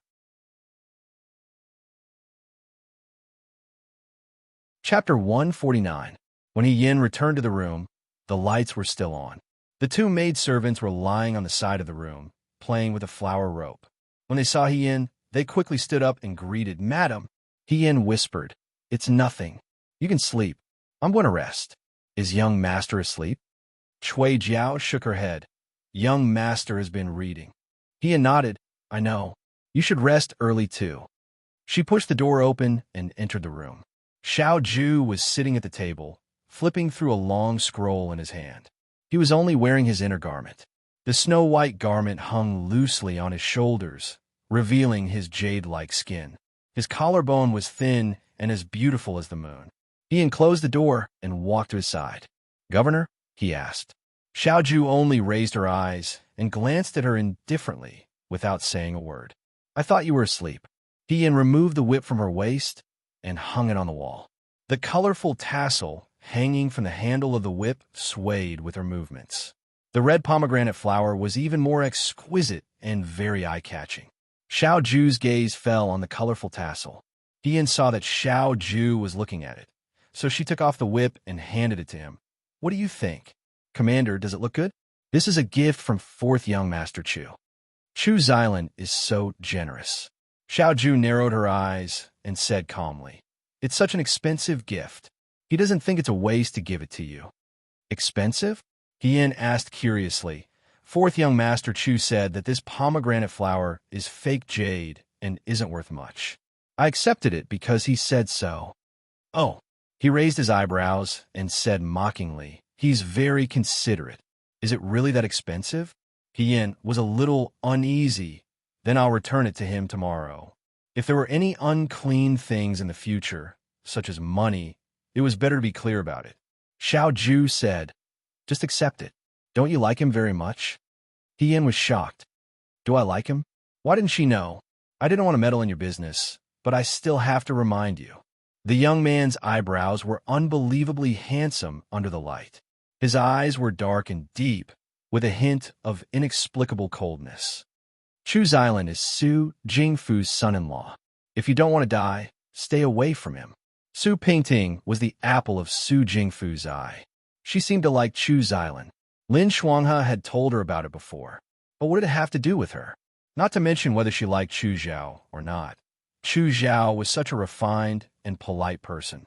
He would definitely not like a woman who sat cross-legged on the bed and practiced boxing. Xiao Ju was worried for nothing. "Commander-in-Chief, I think you're too anxious about 4th Young Master Chu. You're even prejudiced against me." She squeezed Xiao Ju's side and bent down to look at the scroll in Xiao Ju's hand. "It's so late." "What are you looking at?" Xiao Ju ignored her. He stood behind him and craned his neck to look. After a while, he said, "It's a military defense map. What do you think? Do you see any problems?" "The way you speak," Xiao Ju said calmly, "makes it sound like you're the commander-in-chief." He immediately withdrew his hand from his shoulder and moved a stool to sit beside him. He said, "I'm just too concerned. The Yudo will soon know that Princess Mengji has been evacuating the citizens of Jiang City these past few days. Once the Yudo receive the news, they will soon mobilize their troops." Ian had a headache. But there are too few soldiers in Jiang City. Since the Yudo dared to attack the city, they must have brought no less than 100,000 soldiers. 20,000 against 100,000. These 20,000 soldiers were the city gate guards who had not fought in many years. No matter how one looked at it, The situation was not very comforting. Weren't you a female general in your previous life? Xiao Ju leaned back in his chair and twitched the corner of his mouth. Tell me what to do. Yin was stunned. What was this? He was obviously telling the truth, but it was treated as a lie. In the military defense map, they came from the water. Yin said, since that's the case, we can only attack with water. After saying this, she carefully raised her eyes to look at Xiao Ju's expression. The young man's expression was as calm as ever. The wine sword hanging on the wall was sparkling like snow and was as cold as ice. Strangely enough, she and Xiao Ju had a life and death experience in the water. When it came to water, there was always a shadow in their hearts. The other was that their first battle was a water battle. To him, attacking with water was not a good memory. However, they were in Jiang City. No matter what, they could not avoid such a battle. Yin suspected that she and Xiao Ju were fire spirits in their previous lives. They had such an ill-fated relationship with water. Tomorrow morning, I will go to the martial arts field to train the soldiers. Xiao Ju said, you should go too. Me? Yin hesitated. I really want to go, but won't Princess Ming Ji be unhappy? In name, Xiao Ju was De Wei's right military commander. No one could train soldiers better than him. However, Yin was only Xiao Ju's subordinate. Don't worry about her. Xiao Ju said, you should go with me. It was late at night. A man sat in front of the long table in the room and quietly looked at the basket of flowers on the table. The sugar paintings were red and sparkling under the warm light of the oil lamp. The flowers in the basket were dense and luxuriant. In front of the basket, there were 2 words written, Zilon. Upright and beautiful. A smiling voice seemed to ring in his ears. Zhao means light, while Zilon means vanilla. The person who gave you this name must have loved you very much and hoped that you would have a bright future. That's why they gave you such an elegant name. The person who gave him this name must have loved him very much? Chu Zhao never thought so. His mother was called Yi Runmei. She was the daughter of a small official in Qin County. She was as beautiful as a fairy. His memory was the same. She was a woman with impeccable features. She was beautiful, charming, and pitiful. In her delicate posture, there was a hint of innocence and nobility. He would never forget such a beauty, even if he saw her once. Many men in Qin County wished to marry Yi Runmei, but Yi Runmei had taken a fancy to the equally handsome Shi Jinbo, Chu Linfeng, who came to Qin County to work. Even in Shuajing, Chu Linfeng was a rare handsome man. In addition, he was generous with his money and had been in the midst of women for so many years. He knew very well how to please people. Not long after, Yi Runmei secretly fell in love with this romantic and considerate young Master Chu. Not only did she fall in love with him, but she also spent a good night with him. However, in only 3 months, Chu Linfeng had to leave Qin County and return to Shuajing. Before leaving, Chu Linfeng told Yi Runmei that he would come back to marry her. At that time, Yi Runmei was immersed in her dream of waiting for a sweetheart to marry her. She didn't realize that other than knowing Chu Linfeng's name and where he lived in Shuajing, she knew nothing about him. After Chu Linfeng left, there was no more news about him. Not long after he left, Yi Runmei found out that she was pregnant. She was anxious and scared. She didn't dare to tell anyone. However, her belly grew bigger day by day. In the end, she couldn't hide it. Master Yi was furious. He asked Yi Runmei who the father of the child was. Yi Runmei didn't even know the father's true identity. How could she say it clearly? She could only cry nonstop. In the end, Master Yi had no choice but to call a doctor. He planned to abort the child in Yi Runmei's belly. After a year and a half, he would send Yi Runmei to get married. This matter would rot in her belly forever. Yi Runmei knew her father's plan and ran away that night. She didn't want to abort the child. She didn't know if it was because she missed Chu Linfeng or because of other reasons. Anyway, she ran away. Yi Runmei decided to go to Shuajing to find Chu Linfeng. She was a pregnant woman. How could she walk so far? However, because of her beauty, she met a merchant along the way. He took the initiative to help her and agreed to take her to Shuajing. Before they reached Shuajing, Yi Runmei gave birth. Chu Zhao was born at this time. After Chu Zhao was born, Yi Ruanmei's miserable days had just begun. The merchant wasn't a kind person. He liked Yi Ruanmei's beauty and wanted her to be his concubine. Yi Runmei refused and scratched the merchant. In anger, the merchant sold Yi Runmei to a brothel for 10 taels of silver. Chu Zhao was also sold. The brothel mother thought that since Yi Runmei was so beautiful, her son wouldn't be bad either. If he was good-looking in the future, she might be able to earn another sum of money. If he wasn't good-looking, it wouldn't be a loss to be a servant. Yi Runmei and Chu Zhao lived together in the brothel. The pampered and spoiled young miss didn't know the evils of the world. In a brothel, she saw all kinds of ugly and evil people. It was as if they wanted to take back everything she had in the past. Yi Runmei's life was worse than death. The long-term torture changed her temperament. She became irritable and irritable. She didn't dare to be rash in front of her clients, but she vented her anger in front of Chu Zhao. She often beat Chu Zhao. If it wasn't for the protection of the other girls in the brothel, Chu Zhao felt that he wouldn't have lived to see Chu Linfeng. Chu Zhao didn't understand what Yi Ruanmei's feelings for him were. If she didn't love him, then she left home alone to protect the flesh and blood in her belly. She suffered a lot, but she didn't give up on him.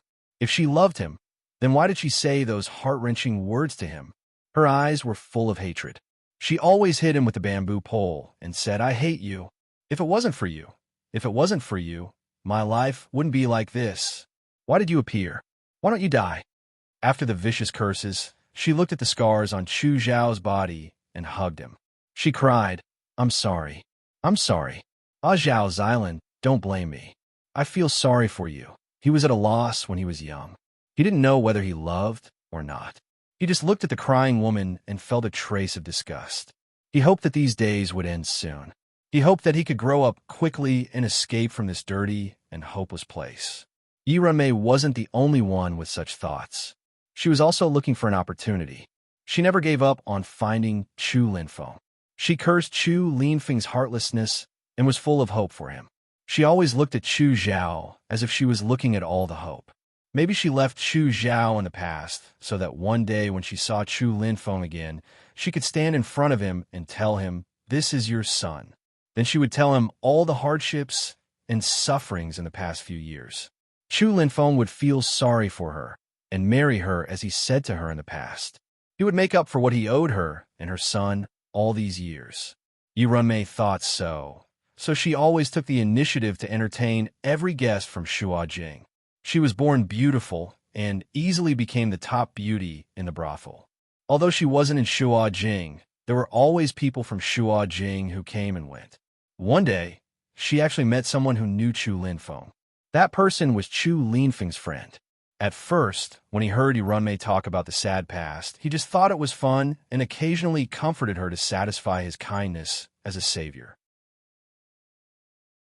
But when he heard that the person was called Chu Linfeng, was handsome, and was from Shuajing, his face gradually changed. Those who knew Chu Linfeng knew that he was a womanizer and was especially lecherous. It wasn't impossible for him to hook up with a woman from a small family when he was outside. But this matter wasn't done properly. In any case, she told the truth and let him give up. She didn't leave him in the same place and wait for so many years. Instead, it became an ill-fated relationship. My poor child, I don't know if he will have the chance to see his father in this life. Yi Runmei covered her face and cried. You have a child? The friend was shocked and asked, Can I see him? Yi Runmei let Chu Zhao out. Chu Zhao's nose and mouth were like Yi Ruanmei's, but his eyebrows and eyes were the same as Chu Linfeng's. They were gentle and affectionate. When he looked at people, he always seemed to have a gentle smile. If this face said that he was Chu Linfeng's son, no one would doubt it. The friend got up, said a few perfunctory words, and hurried out. Yi Runmei was very disappointed.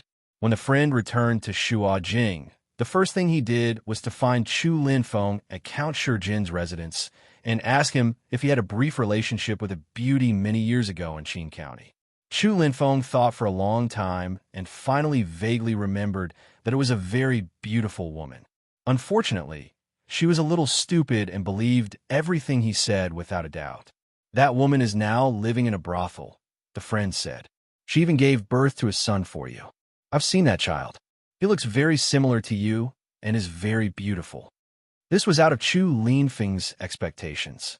Madame Chu was ugly and had never cared about his affairs outside. Thus, he was happy and at ease. He brought 19 concubines into the residence, all of whom were outstanding beauties.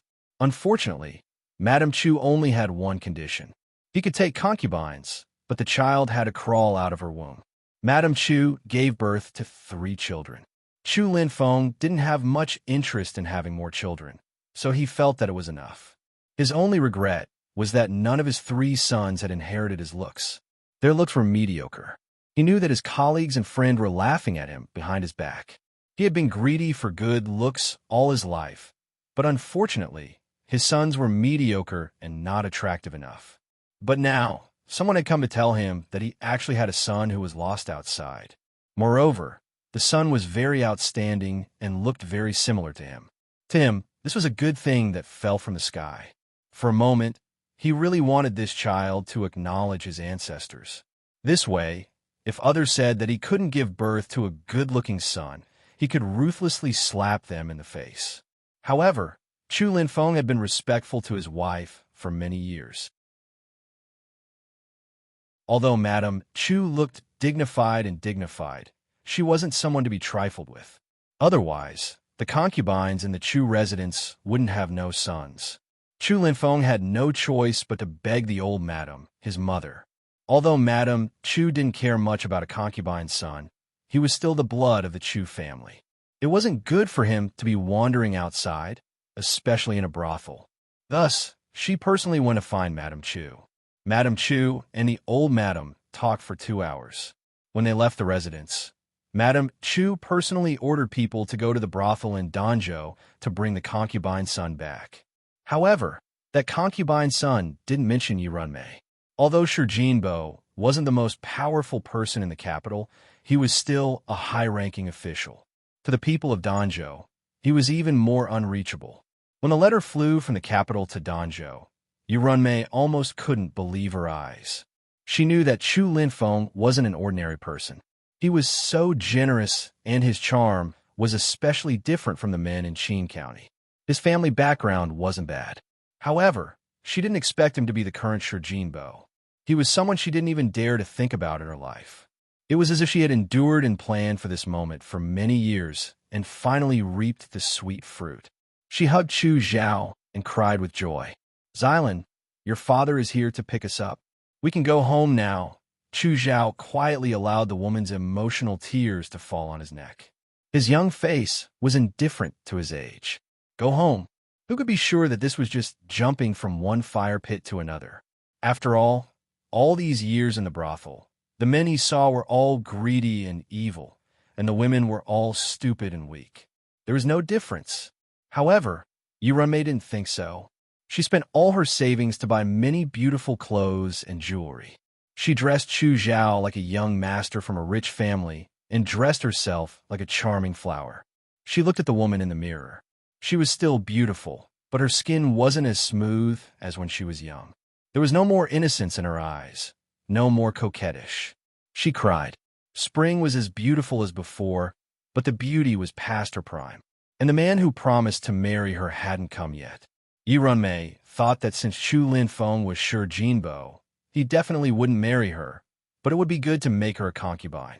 Her son was also Shi Jinbo's son. She had been living a hard life in the brothel all these years. Being a concubine of an official was more noble than being a prostitute here. She wanted to dress herself up beautifully. When she saw Chu Linfeng, she wanted to tell him how much she suffered for him all these years. She wanted to tell him how much she loved him. Yi Runmei thought that she was clever. Any man in the world would feel proud when he heard that a beauty was infatuated with him. And this pride would make him feel more tender and doting on the beauty, so as to show his heroic feelings. She wouldn't let go of this opportunity. She wanted to regain Chu Linfeng's favor. Even if she was only a concubine, she wanted to be the one who attracted him the most. However, Yi Runmei didn't expect that Chu Linfeng didn't come. It was 2 women and a group of servants who came. They looked at Yi Runmei condescendingly. They couldn't help but look at her with contempt. It was as if they would dirty their eyes if they looked at her more. The leading woman asked, "Where is young Master Chu?" Yi Runmei felt humiliated. She wanted to get angry, but in the end, she put on a humble smile. "He's changing in the next room." She had told Chu Zhao in advance to put in the jade hairpin to make her look elegant and cute. Good. The woman lowered her eyes and smiled insincerely. Yi Runmei felt uneasy. She asked, "What do you want to do?" One woman came over and pulled her hand back. Another servant covered her mouth with a handkerchief. Yi Runmei's eyes widened. She realized what they were going to do to her. She struggled with all her might and said angrily, "How dare you? How dare you? Aren't you afraid that Chu Linfeng will find out? Chu Linfeng will kill you." The woman looked at her coldly. Her smile was bone-chilling. "We don't dare to make such a big decision without the master's permission. Miss May," she called Yi Runmei by her name in the brothel, "would our Count Shi Jinbo's mansion accept a prostitute who rides thousands of men in the brothel? Do you want people to laugh at the master, or do you want people to laugh at your son?" Yi Runmei struggled with all her might, but her body was slender and weak. How could she be a match for the woman? She gradually lost her strength. Getting rid of the mother and keeping the son is already a gift to you. Yi Runmei's legs gradually stopped moving. She fell straight to the ground with her eyes wide open. She had waited for her husband all her life. She was so happy that she thought she had made it, but she was waiting for death. Chu Zhao put in the hairpin and looked around in the mirror for a long time. Then, he walked to his mother's room. He wanted to knock on the door, but when he reached out his hand, he hesitated. He gently pushed the door a little to see what his father looked like.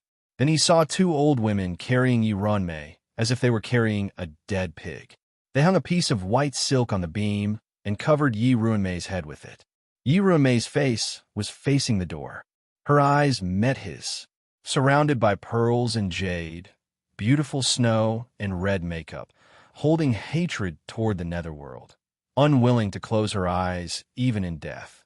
He staggered and covered his mouth to prevent himself from screaming. The people in the room were still talking.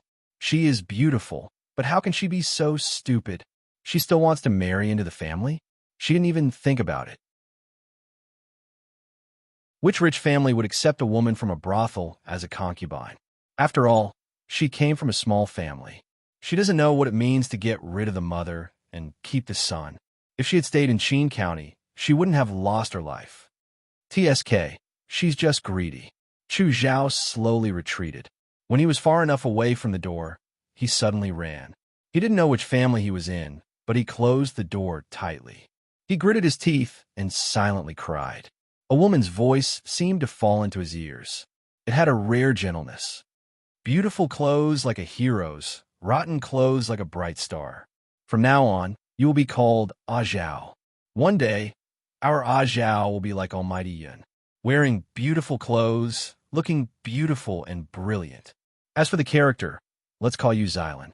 Orchid is beautiful and fragrant. Mother, I used to love orchids the most." He innocently said, "In the future, Ah Zhao will buy many, many orchids for Mother." The woman's laughter gradually faded away. His eyes fell on the flower basket in front of him. The fire was slightly hot. Chu Zhao paused for a moment, then threw the flower basket on the table into the fire. The flame licked the basket. After a while, the syrup flowed everywhere, giving off a burnt sweetness. He walked away expressionlessly.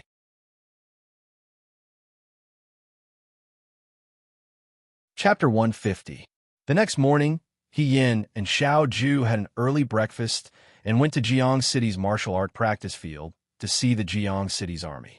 Lin Xuanghe didn't follow them and rested in the Chui mansion.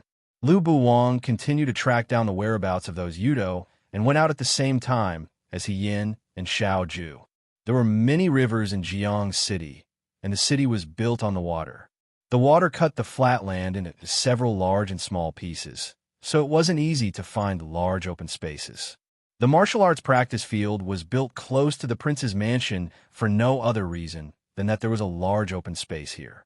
When He Yin and Xiao Ju went over, they met Shui Yuezhi. When Shui Yuezhi saw the two of them, he smiled and cupped his hands, Military Governor Xiao. As if he could see He Yan's surprise, Cui Yuezhi patted Xiao Ju's shoulder with a smile. Actually, I started to suspect you the second day you came to Jiang. Even my concubine could tell that you really don't look like anyone from the Cui family at all. How could you be my eldest brother's son? It's just that when I brought you into the prince's mansion, His Highness often called you in, so he must have known your identities long ago. Since His Highness has plans, I can only pretend to be stupid and not say anything. This Cui Yuezhi was quite smart. He chuckled, but there was a shrewd look in his eyes on his simple and honest face. If His Highness thinks I'm stupid, then I'll be stupid. There's nothing wrong with being stupid. He Yan understood that Cui Yuezhi could become Mu Hongjin's confidant not only because he was brave, but also because he was Qing Mei's childhood sweetheart. It was because he was stupid at the right time. With such a simple and honest subordinate, of course, she had to trust him and put him in an important position. He was a very wise person. Cui Yuezhi looked at Xiao Ju again. His Highness told me that all the Jiang city's army will listen to Military Governor Zhao's command from today onwards. His expression became serious. His Highness has already told me about the Yudo. I will do my best to cooperate with Military Governor Xiao. The citizens of Jiang City are still under the protection of Military Governor Xiao. Has Your Highness already begun to move the citizens of the city? He Yan asked. From today onwards, it's just that. Cui Yuezhi sighed. It won't be easy. The citizens of the city were used to living here peacefully. When they received news that Jiang was in trouble and had to evacuate the city, they naturally panicked. The younger ones were still fine. Those who were sick, old, and had no one to take care of them could not leave. How could those who owned businesses and shops in the city be at ease to leave everything behind? However, Cui Yuezhi perked up. I've always heard that General Feng Yun is invincible on the battlefield. This Cui has long wanted to meet her. I didn't expect Military Governor Xiao to be so young and handsome. He was half envious and half amazed. How can there be such a person favored by the heavens in this world? This kind of experience of favoritism was probably something that ordinary people couldn't bear. As he spoke, he had already walked to the side of the training field. As Jiang City was close to the water and had not fought a war for many years, the soldiers did not have armor. They only wore cloth armor. The cloth armor was green, and each of them held a long spear. It was probably because they did a lot of manual labor that they all looked mighty and powerful. However, Hien could tell at a glance that their military formation was not lethal. It was like a decorative frame, and it was a somewhat old-fashioned decorative frame. All these years, Mu Hongjin probably didn't spend much effort on the training of the city's army. However, this was understandable. Ever since King Meng-ji's generation, Jiang had been at peace with Luan, not to mention fighting wars. They were even good at stealing and swindling in the city. The people were simple and honest, so there was no need to spend much effort on this. Be prepared for danger in times of peace. Hien shook his head. Jiang's city army has been slacking off for too long. Cui Yuezhi looked at Hien. He had already found out from Mu Hongjin that Hien was Xiao Ju's subordinate. However, he thought that this subordinate was Xiao Ju's servant, a delicate wife that was prepared to fit the identity of Qiao Huanqing better during this trip to Jiang. Although he was puzzled midway and thought that this servant's relationship with Xiao Ju was a little too casual, he was curious when he heard Yan's words. Yan, do you see anything? Cui Zhongqi. My surname is He, and my name is Yan. I can't see anything else, but I feel that the military formation of Jiang City Army is a little old-fashioned. In Shuajing, we stopped fighting like this a few years ago. Miss Yan, Cui Yuezhi puffed out his chest and said disapprovingly, when setting up a military formation, it doesn't mean that the newer the better. It also depends on whether it's suitable for use or not.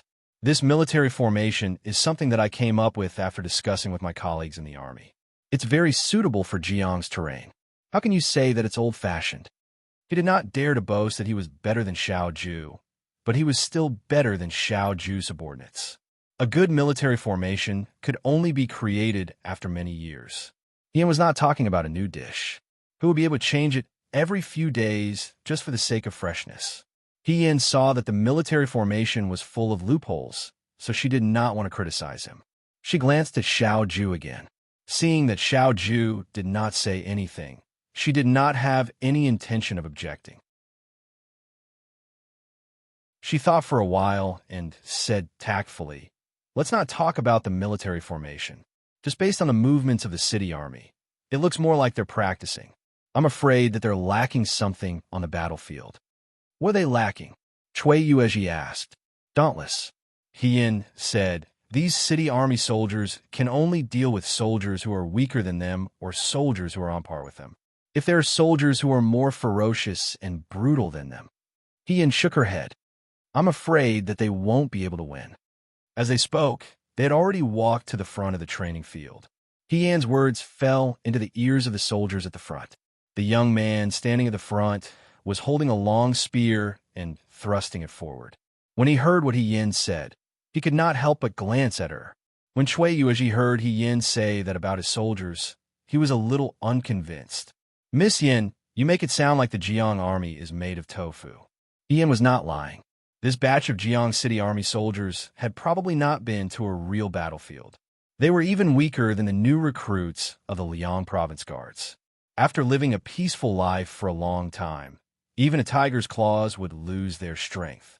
Moreover, Yudo came prepared. They would not be as weak as a lamb. "I'm just a little worried," Yin said. "Miss," suddenly someone spoke. Yin turned her head to look. The one who spoke was the young man who held a spear and stood at the head of the group. His skin had been tanned by the sun, and his appearance was very handsome. He didn't fear Xiao Ju, who was standing at the side at all. He looked at Yin and coldly said, "What do you mean by saying that our city's army is worthless? Although Jiang City has been peaceful for many years, the city army has been training hard every day. They don't dare to slack off for even a day. Miss, you haven't been there yet, so it's better not to jump to conclusions so easily." Yin said, "I'm not jumping to conclusions so easily." The young man did not know Yin, nor did he know Xiao Ju's identity. He thought that Cui Yuezhi had brought his nephew and niece-in-law here to observe the soldiers. He was probably young and did not know how to hide his emotions. He also felt a little indignant, so he said to Yin, "How can a woman understand the affairs of men in the army?" Yin was speechless. Yin thought to himself, if this woman really gets angry, even 10 men in the army won't be enough to fight her. If Jiang City's army faced Yudo with such arrogance, there was no way they could win this war. She was thinking about how to tactfully destroy this person's momentum when she suddenly heard Xiao Ju's voice. "If that's the case, you can compete with her." Yin looked at Xiao Ju. The soldier who spoke was also a little surprised. He did not expect him to make such a lousy suggestion. "This isn't good, right?" Yin said hesitantly. The soldier felt a little comforted. He thought that this woman was tactful. Before he could say anything else, he heard Yan's remaining words. "You're still Cui Zhongqi's soldiers. What if you destroy his morale and he can't recover in the future?" Cui Yuezhi was speechless. He was also thinking that Xiao Ju's suggestion was too hasty. Now that he heard Yan's words, he really didn't know what to say. Cui Yuezhi was also a martial arts practitioner, but he couldn't directly touch Yan's bone structure. Just from his appearance, Yan was thin and weak, and he couldn't see anything powerful about him. Xiao Ju said that this girl should know some martial arts. However, compared to Mu Yi, she might be too arrogant. Looking at her thin arms and legs, Mu Yi could easily break her arms. Yan looked at Xiao Ju. Under the morning light of the martial arts arena, the young man's figure was like jade. The black python on his dark blue robe was baring its fangs and brandishing its claws, adding to his heroic spirit. The arrow sleeves were convenient for holding weapons. Here, he was no longer the second son of the Shao family. He was a commander-in-chief of the Right Army, General Fengyan. Mu Yi, the soldier, didn't say anything. Yan looked at him and smiled. "What do you think? Little brother, do you want to fight with me?" She was still wearing the red riding uniform of the women of Jiang and black boots. The whip hanging in front of her chest was delicate and cute. She looked lively and harmless. She was no different from the countless young ladies in Jiang who picked flowers and sniffed them in the spring. Most young men always had a competitive spirit. If a girl provoked them verbally, and a pretty girl at that, they would always want to prove themselves. He was the same. He thought that he had already given this girl a chance, but she didn't want to give up. He had no choice but to let her have a taste of the power of the Jiang army. Thinking of this, he cupped his hands and said, "Excuse me." Ian faintly smiled. She flipped over and leaped up, stepping onto the wooden stake beside her. The bystanders only saw a red swallow. In the blink of an eye, it had already landed on the empty space in the center of the martial arts field. She slowly pulled out the purple jade whip from her waist and made a pleased gesture. The layman watched for the excitement, while the expert watched for the skill. Her appearance was already unusual. He was slightly surprised, but he didn't want to be outdone. He followed her and stood in front of Ian. One man, one spear, one woman, and one whip. In the blink of an eye, they were entangled in a fight. The surrounding Jiang soldiers had already put down their spears and were staring at them intently. Each army had its own characteristics.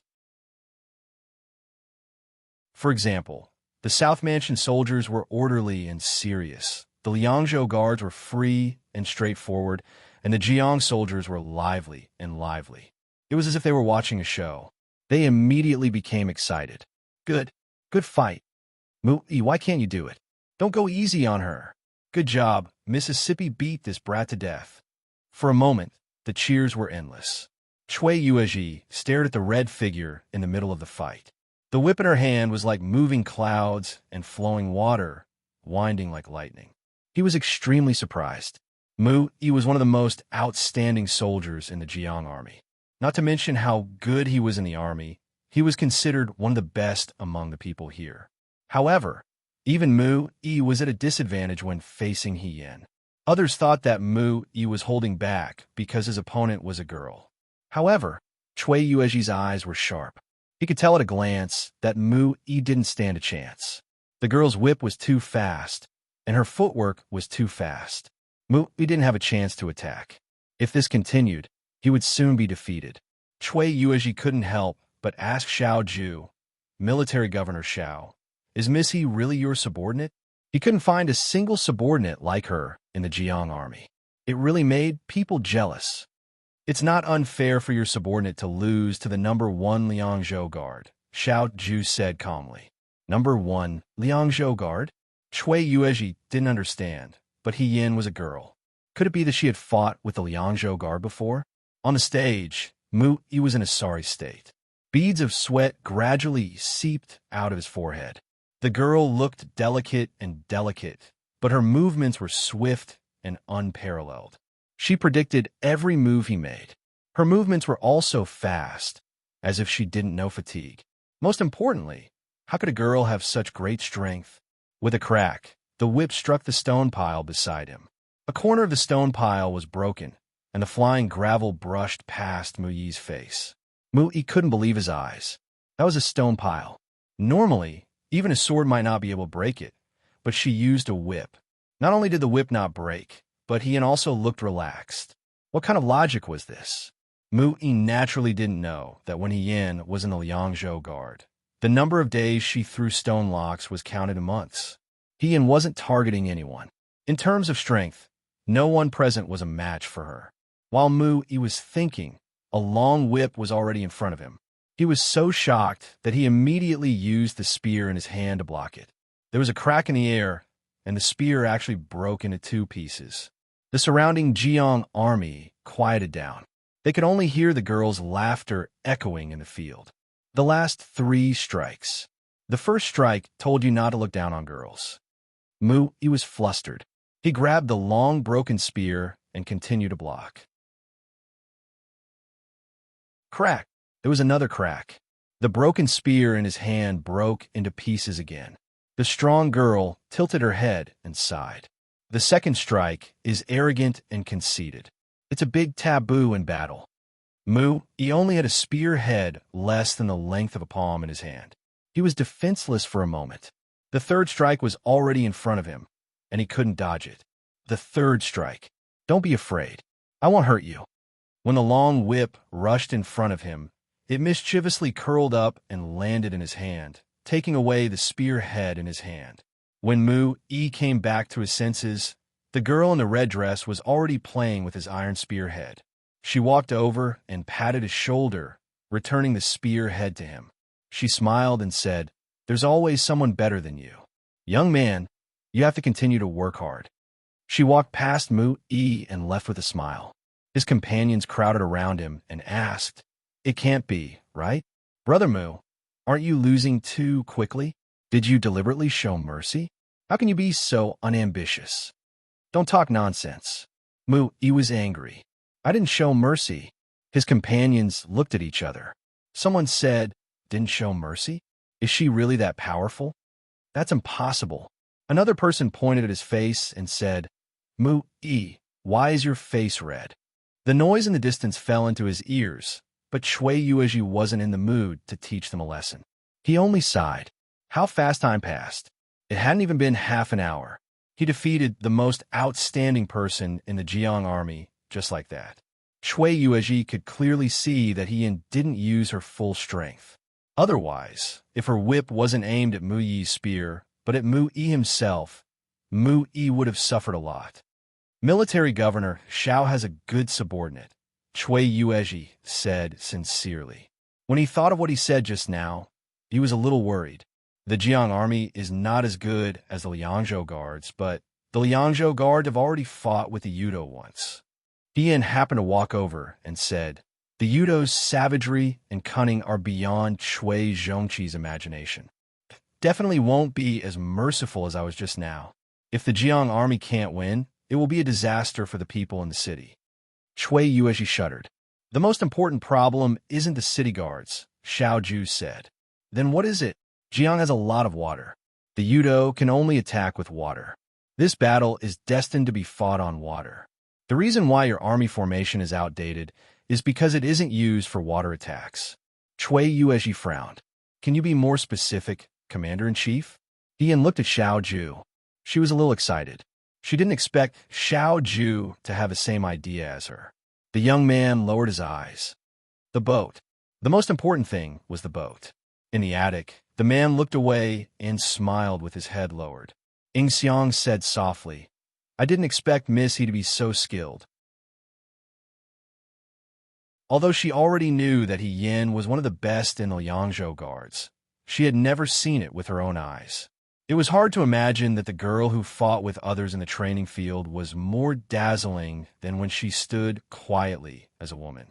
Although they were both beauties, Ing Xiang felt that He Yan's beauty was especially special among all the women in the world.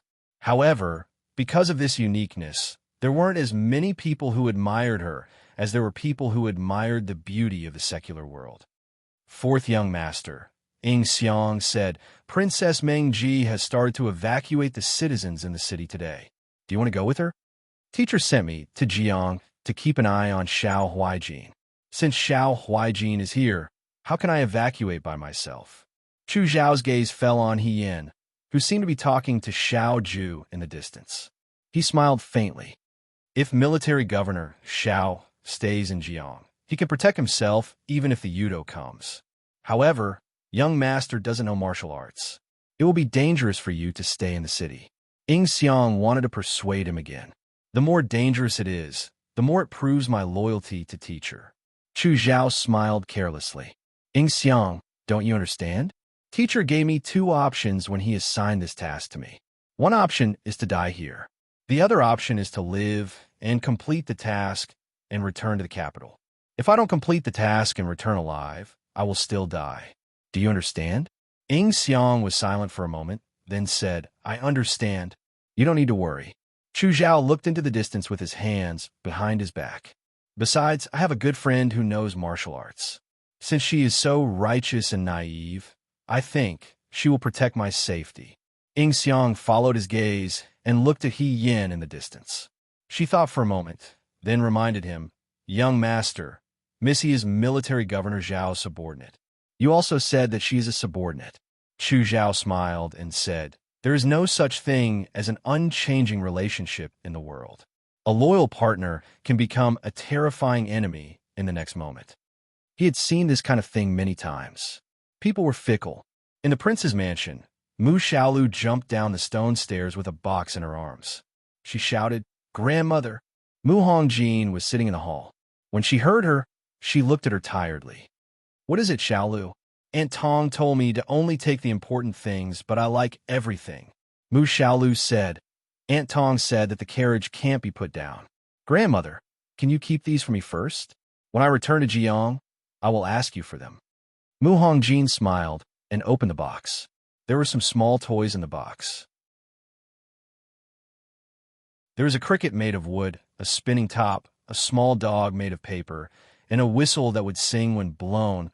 Most of them were things that Chui Yueji bought from the streets to please Mu Xiaolu. Some of them were things that Mu Xiaolu snatched from her peers who visited the mansion. These were also her treasures. Mu Hongjin closed the lid of the wooden box and handed it to the maid beside her. "Okay, grandmother will keep them for me. When you return to Jiang, you can ask me for them." Mu Xiaolu nodded. "Grandmother, you must take good care of them." Mu Hongjin laughed and tapped her forehead.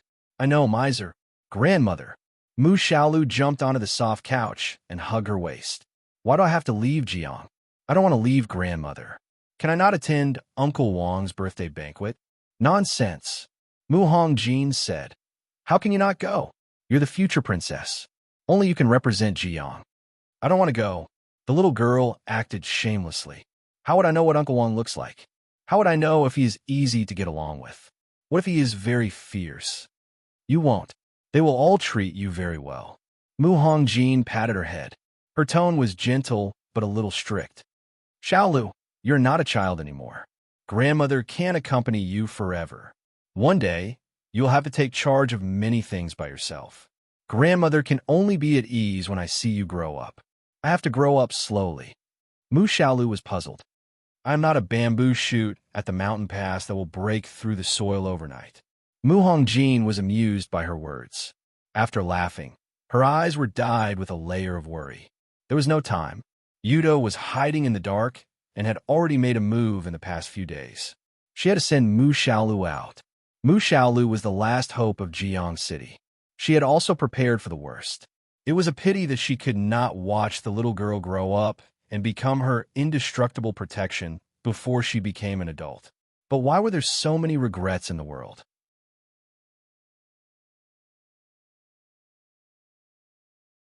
Chapter 151.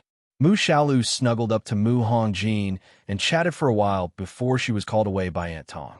The maid beside her helped Mu Hongjin to stand up. She took a few steps forward and walked to the painted wall with the murals. The hall was spacious and deserted. The only lively place was the painted wall. The market was crowded and the canal flowed. All the liveliness of Jiang City was painted on the wall. Everyone's faces were filled with joy and happiness. She hadn't seen this kind of liveliness for many years. After all, ever since she became the princess, the place she spent the most time in was this empty prince's mansion. Mu Xiaolu would be sent out of the city after today. The so-called Uncle Wang's birthday banquet was just a pretense. The vassals had not interacted with each other for many years. To avoid arousing His Majesty's suspicion, everyone settled down and the world was peaceful. Now that Yudo was hiding in the dark, a storm was brewing in Jiang. As the princess, she couldn't escape. She had to stay in the city and live and die with the people who couldn't escape. This was the Mu family's strength of character. However, Mu Xiaolu couldn't stay. She was Jiang's only hope. If the worst happened and only Mu Xiaolu survived, there was still hope. The lords have already ordered the evacuation of the people. The maid said softly, "Is your highness worried about the young highness?" Mu Hongjin smiled and shook her head. "I'm worried about Jiang City." The willow tree outside the window had long branches that were soaked in the green of spring. It stretched to the edge of the pond and created small ripples. The carps in the pond fought to be the first to peck at it. It was the same every spring. The only thing that changed was the people. When Mu Hongjin was young, she liked life outside the prince's mansion. As the youngest daughter of King Mengji, when her brother was still alive, she was pampered like the innocent pearl in the palms of all the wealthy families in Jiang. She lived a warm and lovely life. However, after her brother passed away when she was 16, her life changed. King Mengji started to make her learn many things and set many rules. At that time, Mu Hongjin truly understood how hard her brother's life was. However, it was hard work. King Mengji didn't have any other children. As the person who would bear the responsibility of the entire prince's mansion in the future, it was understandable that he suffered. However, Mu Hongjin found it hard to accept that even her marriage was controlled by someone else. Now that he thought about it, she was used to being spoiled at that time. She was young and impetuous, so she actually dared to leave. She did not realize at all that if she left her father alone in the prince's mansion, how would she deal with the ministers of the imperial court who would break off their engagement? If it was the current Mu Hongjin, she would not have such courage. The more he took on, the less freedom he would have as his self. The courage to risk everything would only come once in a lifetime. After that time, it would never come again. Together with his younger self, they disappeared into the long river of time. Mu Hongjin really liked Lu Buwang at first. The young man in white had a cold and cheerless temperament. He was upright and self-restrained, but sometimes he was naive and unsophisticated. He clearly had amazing skills and outstanding skills, but he could seriously find a sheep for a farmer and not complain at all. But Mu Hongjin thought that these so-called advantages, such as kindness and innocence, were all additional. She liked Lu Buwang. At the beginning, when Lu Buwang stood in front of her with a sword under the peach blossom tree and drove away those bad guys for her, it had started. The hero saved the beauty. In the legendary stories, many happy marriages had been created. She was determined to follow Lu Buwang. She acted shamelessly, cried, coaxed, and lied to him. She used all kinds of tricks on him. Unfortunately, Lu Buwang had always been cold and polite to her, and she didn't see any favor from him. Mu Hongjin was a little discouraged, but on second thought, compared to others, Lu Buwang was already good to her. He earned little money, but when they ate in the restaurant, he would order a plate of apricot cake for her. When they lived in the inn, he would spend more money to add a thicker mattress for her. He put the money in a conspicuous place and turned a blind eye to her secretly taking some money to buy rouge. If it weren't for the fact that he didn't have a good impression of her, he wouldn't have tolerated her to this extent. Therefore, Mu Hongjin always felt that with one more step and a little more time, Lu Buwang would fall in love with her sooner or later. Until Lu Buwang's junior sister came down the mountain to find him. The junior sister was called Yushu. She was different from the shrewish women in Jiang. She looked so weak as if a gust of wind could blow her away. Her skin was as white as a porcelain doll, like a child under the goddess of mercy. She was ethereal and spoke softly, which made people feel tender affection for her. But Mu Hongjin could see a hint of hostility in the girl's eyes. At that time, she was careless and didn't realize anything. When she heard that Yushu was the daughter of Taoist Yunji, she specially came down the mountain because she was afraid that Lu Buwang couldn't deal with the worldly affairs at the foot of the mountain, so she came to help him. Therefore, she had a good impression of her and treated her as a younger sister. Mu Hongjin didn't think it was a bad thing that two people became three people. Yushu was always obedient. Unlike her, she never caused trouble for Lu Buwang. More than a month passed in a flash. When it was time for Lu Buwang to return to Qian Mountain, he originally planned to take Mu Hongjin up the mountain with him. But who knew that both inside and outside Jiang City were investigating the missing Little Highness. The officers and soldiers were checking one by one, even at the foot of Qian Mountain. Mu Hongjin couldn't go up Qian Mountain. She pulled Lu Buwang into the room, looked at him seriously, and said, "I can't go back with you." The young man thought that she was playing tricks again, so he asked why. "Let me tell you." Mu Hongjin hesitated for a moment and told him the truth. "I'm the daughter of King Mingji. I'm the person the officers and soldiers in and outside the city are looking for." Lu Buwang was stunned. "My father wants to marry me to the son of an imperial court official to stabilize his position as a vassal. I don't want to, so I escaped. I didn't expect to meet you. I've been very happy this month." Lu Buwang. She didn't call him young hero, but directly called him by his name. "I don't want to marry him, but I can't go up the mountain with you." What should I do? The girl was no longer as lively and mischievous as before. She looked at him quietly with complete trust in her eyes. Perhaps there was also a little unknowingly dependence. Lu Buwang didn't know what to say. Perhaps he had long noticed that Mu Hongjin's identity was unusual. A noble girl living in King Mingji's mansion was somewhat different from a girl from an ordinary family in Jiang City. Lu Buwang thought for a long time and said to her, "In that case, wait for me in this inn. After I go up the mountain and tell my master about this, I'll go down the mountain to pick you up in 2 days and find a way to solve this matter." Mu Hongjin was a little reluctant. "Are you leaving now?" "I'll come back," the young man said uncomfortably. On the day he left, Mu Hongjin saw him off in the open space behind the inn. There was some uneasiness in her eyes, as if she had foreseen something. She couldn't help but grab Lu Buwang's sleeve and say to him, "Lu Buwang, remember what you said. You must come back. Don't worry." For the first and last time, he patted her head to comfort her. Lu Buwang and Yushu left, and Mu Hongjin waited for him in the inn obediently. She believed that Lu Buwang would definitely come back. Although Lu Buwang didn't like her yet, he was a man of his word. 2 days later, Lu Buwang didn't come back. Mu Hongjin was still waiting in the inn. She thought that maybe Lu Buwang was delayed by something on the way. It had rained for several days, and the mountain road was not easy to walk on. Maybe he couldn't go down the mountain immediately. Or maybe Taoist Yunji had something to tell him, and he couldn't come over until he finished it. Another 5 days passed, but Lu Buwang still didn't appear. Mu Hongjin began to feel a little anxious. The world was not peaceful. Could it be that he was robbed by bandits passing by? Although his swordsmanship was powerful, his heart was pure and kind. Even she could deceive him. How could he really fight against those insidious and dirty villains? On the 10th day, someone finally came to the inn. However, it wasn't Lu Buwang, but the soldiers. The head of the soldiers stood in front of her and said in a respectful and cold tone, "Your Highness, it's time to go home." Mu Hongjin was taken back to King Mingji's mansion. She was locked in the room. She banged on the window and shouted, "Let me out." No one answered. She began a hunger strike. Her father, King Mingji, ordered people to open the door.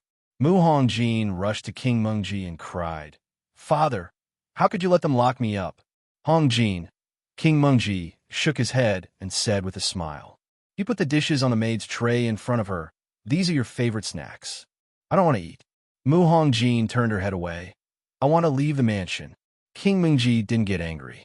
After a moment of silence, he asked, "Are you waiting for that young man, surnamed Lu?" Mu Hongjin suddenly raised her head, and her eyes couldn't hide her surprise. "How do you know?" "He won't come back." "No, he will come back." Mu Hongjin couldn't help but say, "He promised me, and he won't break his promise." "Really?" King Mingji said lightly. "How do you think I found your whereabouts?" Mu Hongjin was stunned. The cruel word from her father's mouth instantly shattered the beautiful dream she had been deceiving herself. "It was he who told me where you were. He sent you back with his own hands." Why did Lu Buwang send her back to the mansion? Mu Hongjin didn't understand this question until later. She didn't want to believe King Mingji's words, but Lu Buwang seemed to have really disappeared from her life and never appeared again. Mu Hongjin gradually believed it later on. If such a person really wanted to inquire about a person, how could he not find a way? She had persisted for more than half a year, and she really couldn't hold on anymore. Half a year later, Mu Hongjin got married to the son of an important official in the court. Although she was married, she was called Prince Wang. The position of Prince Wang was stable, but the heir she gave birth to still took the surname Mu. Prince Wang was not as bad as Mu Hongjin said before, but he was not very outstanding either. The two lived a respectful life. When her husband took a concubine, she gladly accepted it. She was not jealous or jealous. Prince Wang also had a sense of propriety and treated her with respect. In the eyes of outsiders, this was the most beautiful marriage in the blind and mute marriage. However, Mu Hongjin felt that her liveliness and vitality had long since disappeared on that spring day like an epiphyllum that bloomed quickly and withered quickly. She always felt that her heart was empty, and she didn't know what she wanted. Therefore, she could only spend more time on the official affairs in Jiang City. A red carp jumped out of the water and stirred up the spring water. After a while, its red tail touched the surface of the water and quickly disappeared. Mu Hongjin stared at the water in a daze. She told Yin that Lu Buwang didn't come to the inn to fulfill their agreement, and the two of them never saw each other again. In fact, she lied. After that, she actually met Lu Buwang again, but that meeting was really not a pleasant one. It was the second year after she gave birth to the child. She took her youngest son and Prince Wang to the treasure temple in Jiang City to pray for blessings. The Buddha statue, Niao Niao, and the sound of Sanskrit spread far and wide. She prayed for her youngest son to grow up safely and healthily. She prayed for good weather in Jiang City and for the people to be happy. After praying for blessings, when she was about to leave, she saw that there seemed to be someone peeping outside the temple. Mu Hongjin ordered someone to go over, and the guard caught a young woman and brought her over. Years had passed since they parted, but that woman was still as weak and obedient as when they first met. She looked at Mu Hongjin with some fear and panic in her eyes. Mu Hongjin was stunned. It was Yushu. She subconsciously wanted to look for Lu Buwang. Since Yushu was here, Lu Buwang might also be here. However, Yushu seemed to know what she was thinking and blurted out, "He's not here." Oh. Mu Hongjin looked at her and smiled meaningfully. Time would make a woman grow up quickly. Mu Hongjin was no longer the careless and silly girl who couldn't even distinguish her love rival. Of course, she understood where the hostility in the girl's eyes came from in the past, but Mu Hongjin had never regarded her as an opponent. She tilted her head, squatted down, and stared at Yushu's face with interest. "It doesn't matter if he's not here.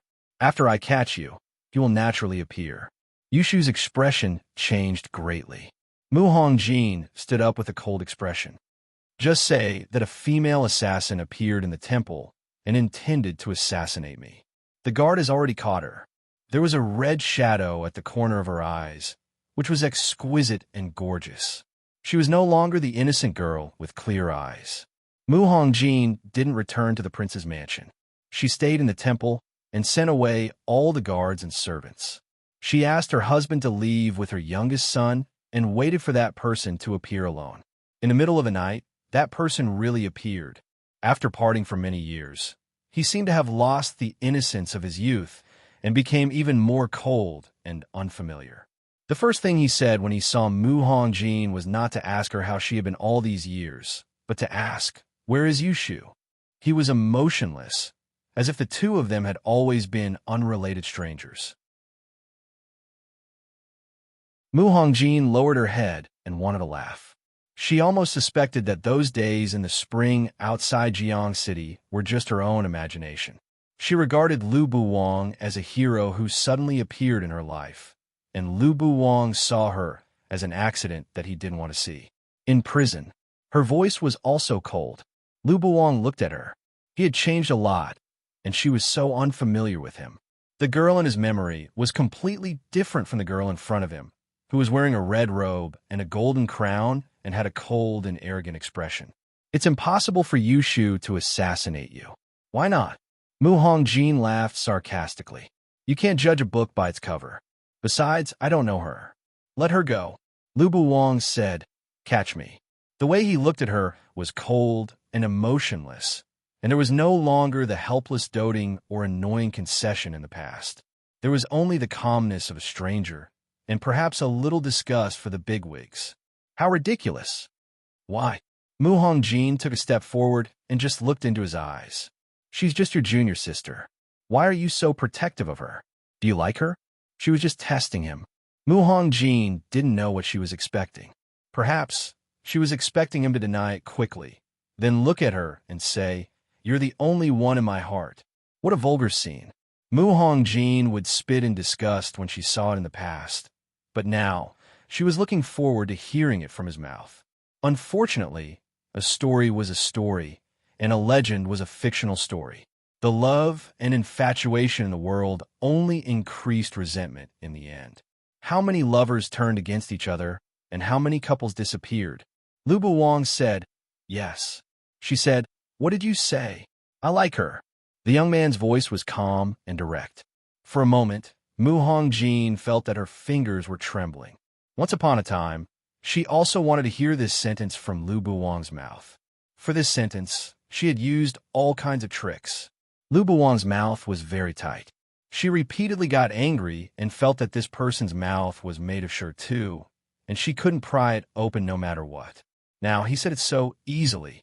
It turned out that it wasn't that she couldn't pry it open, but that the person talking to him wasn't her. She felt more and more ridiculous, and all the things that happened back then flashed through her mind one by one. When she was a carefree girl, she didn't see Yushu's feelings for Lu Buwang. When she was the princess of Mengji, she saw it, but she didn't take Yushu seriously. It turned out that they were in love with each other, and she was the one who was overestimating herself. What was the use of being the princess of Mengji? In love, she lost completely and didn't even have a chance to compete with him. And she had been thinking about him for so many years. Back then, were you the one who told my father about what happened at the inn? She asked. Lu Buwang said, "Yes. When you left back then, did you never think of coming back?" "Yes." Mu Hongjin took a deep breath, as if she wanted to see it more clearly and feel the pain more thoroughly. She wanted to uproot something in the bottom of her heart and never look at it again. She asked, "Lu Buwang, have you never had feelings for me?" Lu Buwang's beautiful eyes stared at her, and his expression was as indifferent as a passerby's. He only said one word, "Yes." "I see," she murmured, and her eyes were a little hot, but she still raised the corners of her mouth and said, "Since you only love your junior sister, then you are willing to do anything for your junior sister?" Lu Buwang looked at her. "What do you want to do?" Mu Hongjin's fingers stroked his shoulder little by little, and her tone was ambiguous and frivolous. "If you become my lover, I will let her go." Lu Buwang was very calm from the beginning to the end, and his expression didn't change. Only at this moment, as if he had been stung by something, he quickly took a step back and avoided Mu Hongjin's touch. Mu Hongjin's body stiffened, and the corners of her mouth curled up mockingly. Her tone was deliberately contemptuous. "What, you don't want to? It's not everyone's good fortune to be the princess's lover." Lu Buwang stared at her. His white clothes were spotless, and the sword at his waist was shining. He was as noble as the first time they met. It was impossible for such an elegant person to accept such humiliation. She just wanted to humiliate him. Why did she take it to heart for so many years, but he could pretend that it didn't happen at all? What Lu Buwang couldn't do for her, he definitely couldn't do for Yushu. Otherwise, what would she, Mu Hongjin, become? A touchstone to prove their true love? Then, she saw Lu Buwang slowly kneel down in the dim temple hall and answer calmly, "Okay." Mu Hongjin's heart suddenly ached, and she almost couldn't breathe. What else did he want to prove? Enough, this was enough. She had asked clearly. Those doubts that had troubled her for many years and the results that she couldn't get, no matter whether they were good or bad, happy or sad, had all been answered. The women of Jiang dared to love and hate, and they were able to let go. The princess also had her own pride. She had the entire Jiang city, so why would she risk her life for a man? It was just an ill-fated relationship. She raised her chin and said coldly, "But I'm not willing. How can a person like you stand by my side?" Every word she said was like a knife cutting her heart. Even Mu Hongjin herself was surprised. It had only been a month, but why did she have such deep feelings for Lu Buwang? When she personally cut off this ill-fated relationship, she actually felt so reluctant to part with him. "Take your sweetheart and get out of Jiang City," she said. "Thank you, Your Highness." His voice was as calm as ever, and Mu Hongjin's tears fell in the darkness. "You and I will go our separate ways. Lu Buwang, from now on, you and your little junior sister can never enter Jiang City. Otherwise, I will kill you every time I see you." The corners of the red robe drew a bright and brilliant ray of light in the dark night. It was like a clear boundary, indicating that the two of them would have nothing to do with each other from now on. It was also like the petals under the peach blossom tree when they first met. They spread all over the ground, dazzling people and making them lose themselves in spring dreams, unwilling to wake up. But there was always a time when one would wake up from a dream. She let Yushu go and return to the prince's mansion, as if nothing had happened. She and the prince's husband were still in harmony, and the years were peaceful. However, even though they were married, it was still hard to calm down. A few years later, Prince Meng-ji passed away. Mu Hongjin gradually began to get busy. A few years later, the prince's husband also passed away, so she spent all her energy on her youngest son. Later, her son also passed away, leaving only Mu Xiaolu and her to rely on each other. Mu Xiaolu was very much like her when she was young, so she always doted on Mu Xiaolu, just like how her father doted on her when her brother was still alive. Mu Hongjin knew very well that once she took the position of the princess, the bright little girl who would sneak out of the mansion to play secretly would disappear one day. So before she disappeared, she wanted to take care of her and keep her alive for a while longer. She hoped that Mu Xiaolu could have her own story and not be like her, who had wasted many years in vain in someone else's story. The apricot flowers on the branches bloomed in a lively and dense manner. The girls in the garden mistakenly entered the depths of the forest flowers and had a long and beautiful dream. This beautiful dream contained both happiness and sadness, but in the blink of an eye, it seemed like a lifetime had passed. Her spring day had died a long time ago. Perhaps it had never come.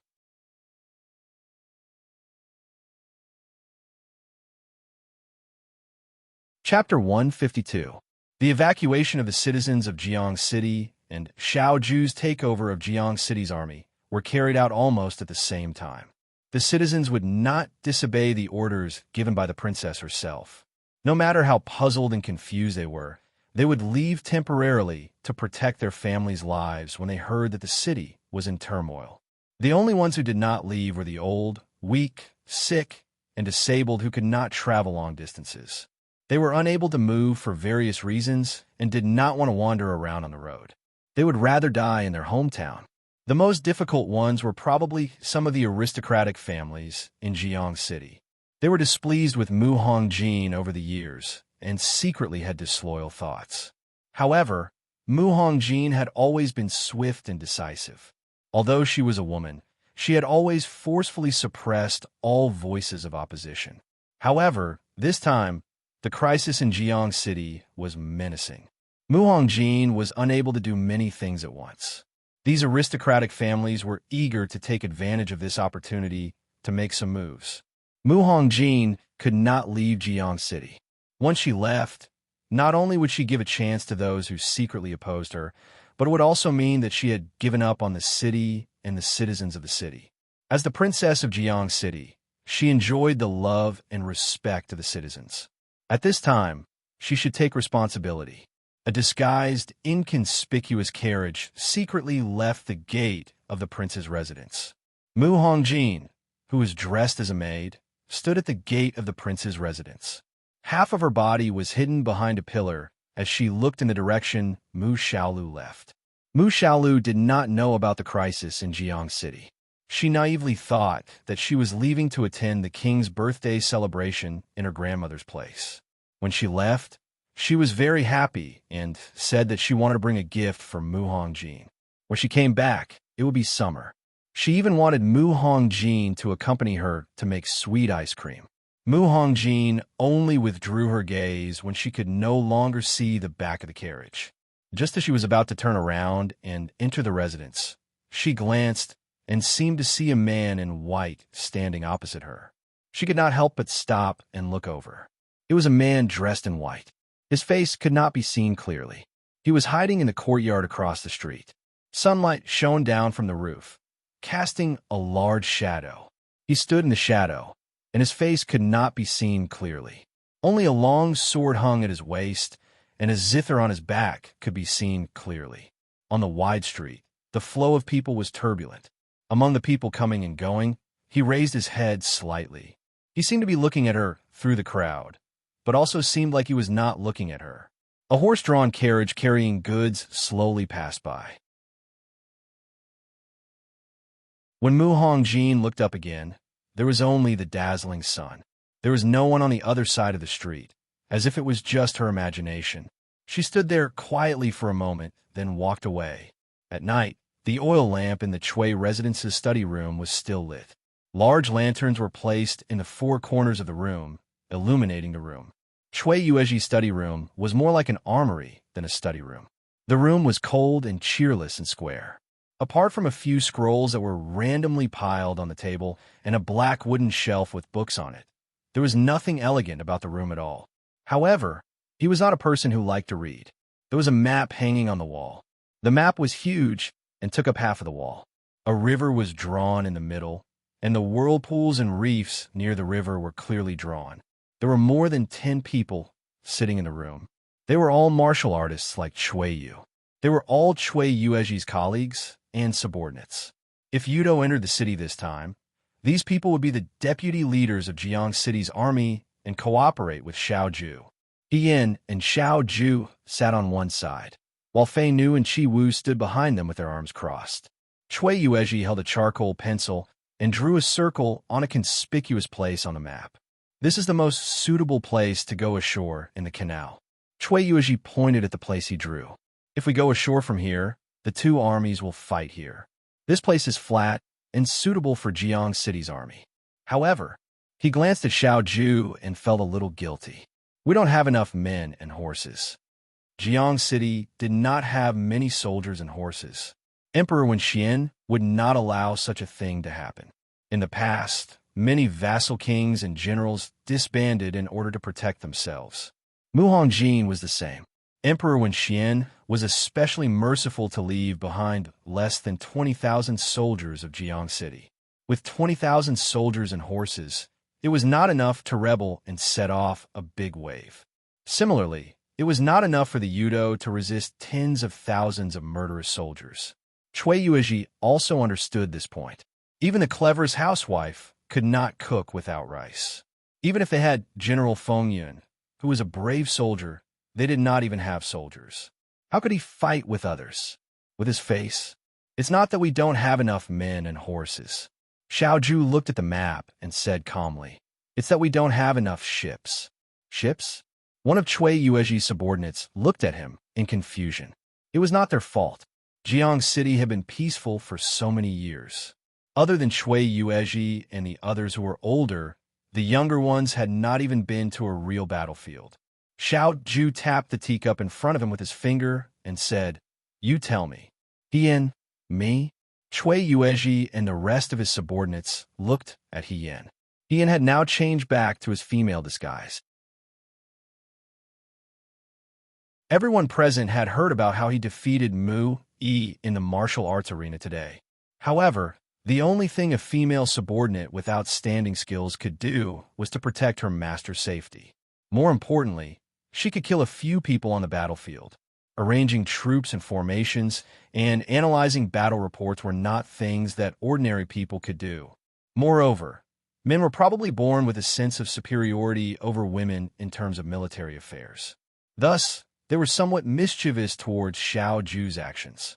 They thought that the rumors were not completely true. Everyone said that General Feng Yun was cold and heartless and did not get close to women. It turned out that it was all fake. Now, he was blinded by lust and allowed this female subordinate who had a close relationship with him to fool around. For a moment, everyone looked at Xiao Ju as if they were looking at an incapable ruler who had been bewitched by a vixen's concubine. All these years, Hien had long seen the gazes of men who looked down on women countless times. He wanted to teach these people a lesson. After thinking about it, he did not refuse. He stood up and walked to the map with a smile. Chui Yueji returned to his seat. The rest of the people looked at Hien with an expression that said, "Let's see what nonsense she is going to spout." Hien did not look at the map. He only looked at the crowd and said, "These are not important." Everyone did not understand. There is no other way to fight on the water. Big boats beat small boats. Big guns beat small guns. Many boats beat few boats. Many guns beat few guns. You are small boats and small guns, few boats and few guns. No matter how you look at it, where you go ashore and how you arrange your troops are not the most important. In a way, except for the Imperial Guards, firearms are prohibited. They only talk about boats. As long as the Udo has enough boats, they can win. If you want to win a battle with fewer people, you can't do without boats. On the water, they have more boats. On the shore, they have more people. This map is not used in this way. Although the people present hadn't fought in the past few years, they weren't fools. Whether Yin was spouting nonsense or not, they were well aware of it. She hit the nail on the head and pointed out the crux of the problem. For a moment, everyone's contempt disappeared. Misty, Chui Yuji said, but you also know that in these years, His Majesty has prohibited the privately raising of troops, let alone soldiers and boats. The ships on the canal are originally used to transport goods or carry people on long journeys. Jiang City would never dare to build its own navy, much less use firearms. Yin sighed in her heart. She naturally knew this. After all, the previous dynasty had a rebellion. After the previous emperor succeeded the throne, he paid special attention to reducing the power of the vassals. The current vassals were actually the same as the nobles with no real power in Shuo City. Dare I ask Military Governor Xiao? One of Chui Yueji's subordinates looked at Xiao Ju and carefully asked, how many soldiers does Udo have? Xiao Ju, 100,000, more and not less. Everyone sucked in a breath of cold air. With such a difference in military strength, it was difficult for them to have any hope. The people in the city have already been evacuated by His Highness. They left through the city gates. One of the deputy soldiers said with a dry voice, we will try our best to delay for more time. The meaning of his words was that everyone was prepared to sacrifice themselves. The people who evacuated from the city, as well as His Highness, were the seeds of hope. The only thing they could do was to buy more time for the people. It was only a matter of time before the city was captured. Xiao Ju's gaze lightly swept across everyone. She sat up slightly and was about to speak when suddenly a woman's clear voice sounded. It is not a good thing that the morale is so low. You must know that we have a famous general here. Do you know what a famous general is? Everyone was stunned. You will not lose a battle that you should not lose, and you will have a chance to win a battle that you should not win. This is what a famous general is. Yin raised his eyebrows. It seems like we will lose without a doubt. Even a famous general can find a breakthrough and turn defeat into victory. There is a famous general here who can turn the situation around with his own strength. How do you expect him to face himself like this? She thought that there was not only one famous general here, but a pair. Two famous generals from Dawei were here. If they lost, they would not be able to face others. No one knew her background. They only looked at Xiao Ju and thought that Xiao Ju's subordinates really did not spare any effort to flatter him. They even believed that Xiao Ju could turn defeat into victory in such a terrible chess game. How much did they worship him? Chui Yueji was silent for a moment and asked Xiao Ju. Then Military Governor Xiao, how should we turn defeat into victory? The world did not know that Xiao Ju had won the Battle of Water with a small number of troops. After all, to outsiders, Xiao Ju had led 100,000 soldiers from the southern prefecture to victory in Gui City. However, at that time, they were pouring water into the city. They were attacking the city, not defending it. Moreover, the environment of Jiang and Gui City was different. Jiang was a water city. Although they were both attacked by water, the difference was like heaven and earth. Xiao Ju leaned back in his chair. The joints of his left hand were slightly protruding as he touched the tea lid. He looked at Yin, his beautiful eyes filled with deep emotions, and said, "You tell me." Yin frowned slightly. He said, "You have fought with the Udo before. You know the Udo's methods better than anyone else." The Udo's methods were crude and direct. This was related to their style of doing things. They had been hiding in the dark for so many years, probing and harassing from time to time. They were both arrogant and inferior. This time, they had planned for a long time and had chosen Jiang as their first battle. They would definitely make this battle a grand one. Yin said, "Water counters fire. Water and fire are incompatible. Why don't we use fire to attack?" For a moment, no one spoke in the study. "Miss He, please explain more clearly," Chui Yu said.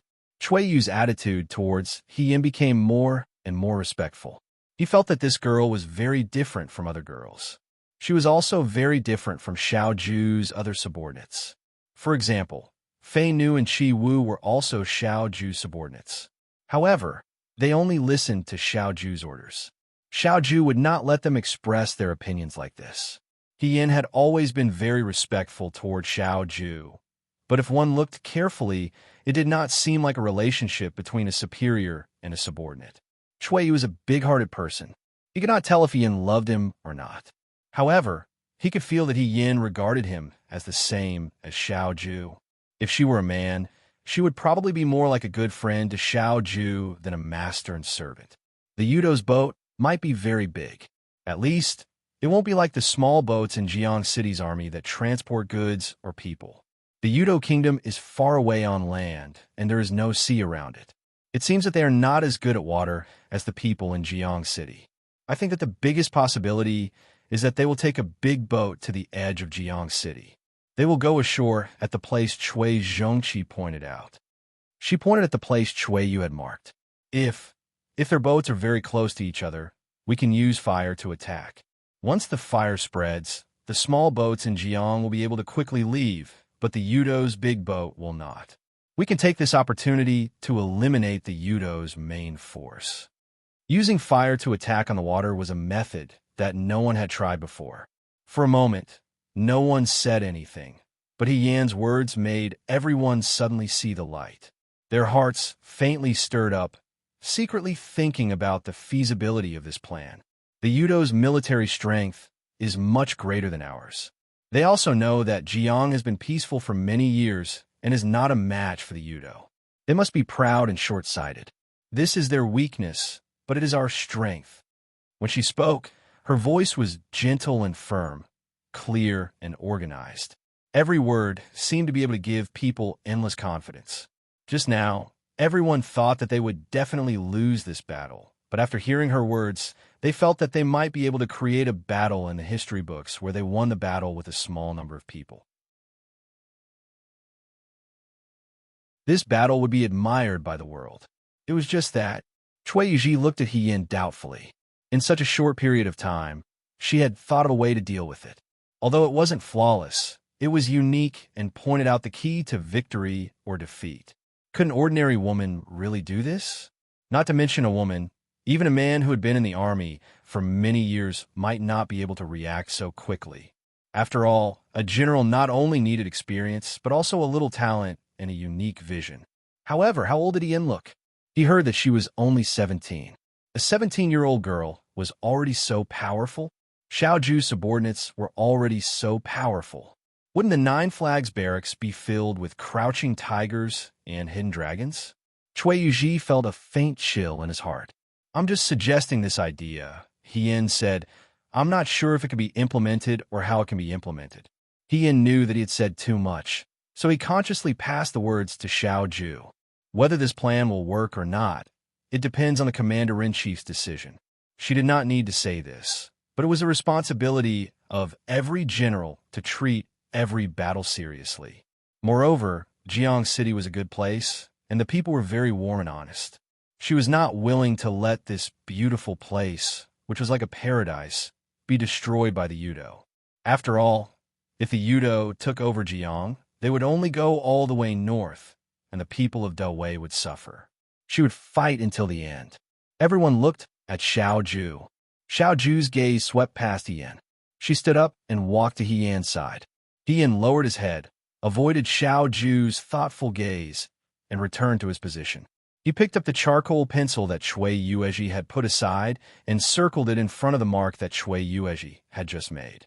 He then made a new mark. The new mark was in front of the old one, which was also in front of the shore of Jiang City. There was a narrow exit. This was the place where the canal and the river in Jiang City met. It was like the mouth of a gourd, sharp and thin. Only after passing through the mouth of the gourd could they reach the real canal. Fire attack is feasible, but we can set up an ambush here. This passage is narrow, so large ships cannot enter. Small boats can pass through it. Chui Yueji's eyes lit up. Xiao Ju had sharp eyes. This place was very suitable for an ambush. As for fire attack, Xiao Ju said, it depends on the wind direction and the terrain. There are people from the Directorate of Astronomy in the city who are in charge of observing the weather and wind direction. A Jiang soldier said, they can be used to make arrangements for the planting of paddy fields in the farms. Another person asked hesitantly, but what if the wind direction is opposite on that day? Then we can't use fire attack. Xiao Ju said, after all, war is about the right time, the right place, and the right people. Ian thought to himself, that's true. Everything is indispensable. Of course, Xiao Ju did not finish his sentence. If the wind direction was opposite on that day, there would naturally be other ways. However, when it came to war, it was all about luck. If God did not let you win, there would be many examples of failure on the verge of success in the history books. What they needed to do was to minimize the possibility of these uncertainties. The discussion on the water attack lasted until midnight before the crowd finally dispersed. At first, everyone was listless and disappointed. Later on, they were full of energy and high spirits. It was all because of the ridiculous idea that Yin came up with. Lin Shuanghe saw that the group of people's expressions were very different from when they first came out. He asked them in surprise, what happened? What did you do inside? Why are they so happy? Yin yawned. Of course, we used reason and emotion to persuade them. That's not necessary, Lin Shuanghe muttered. If I didn't know better, I would have thought that you guys were drinking wine inside. Yin was speechless. She said, it's getting late. I'm going to rest first. If there's anything else, we can talk about it tomorrow. Lin Shuanghe nodded. Okay. Yin returned to her room. During the day, she was correcting the formation of Jiang City's army in the training field. At night, she was discussing the map. She was already very tired. After she washed up, she walked out and saw Xiao Ju still sitting at the table in the inner room. He was writing something with a brush. Yin went over to take a look. He had somehow obtained a copy of the map that Shui Yuezhi had hung on the wall of the study room. However, it was a smaller copy. He put the copy of the Yudo's defense map that Chu Zhao had given to Mu Hongjin and compared it with something. What he wrote was what Yin had just mentioned. It was about the various aspects that they might need to pay attention to when attacking with fire. For example, how many ambushes should be set at the mouth of the calabash, the direction of the wind on that day, the arrangement of the city gates, and the guards in the city. Because there were too few soldiers in Jiang City, they had to be extremely cautious even if they had to arrange a soldier. She was simply like a little wife who lived frugally to manage the family.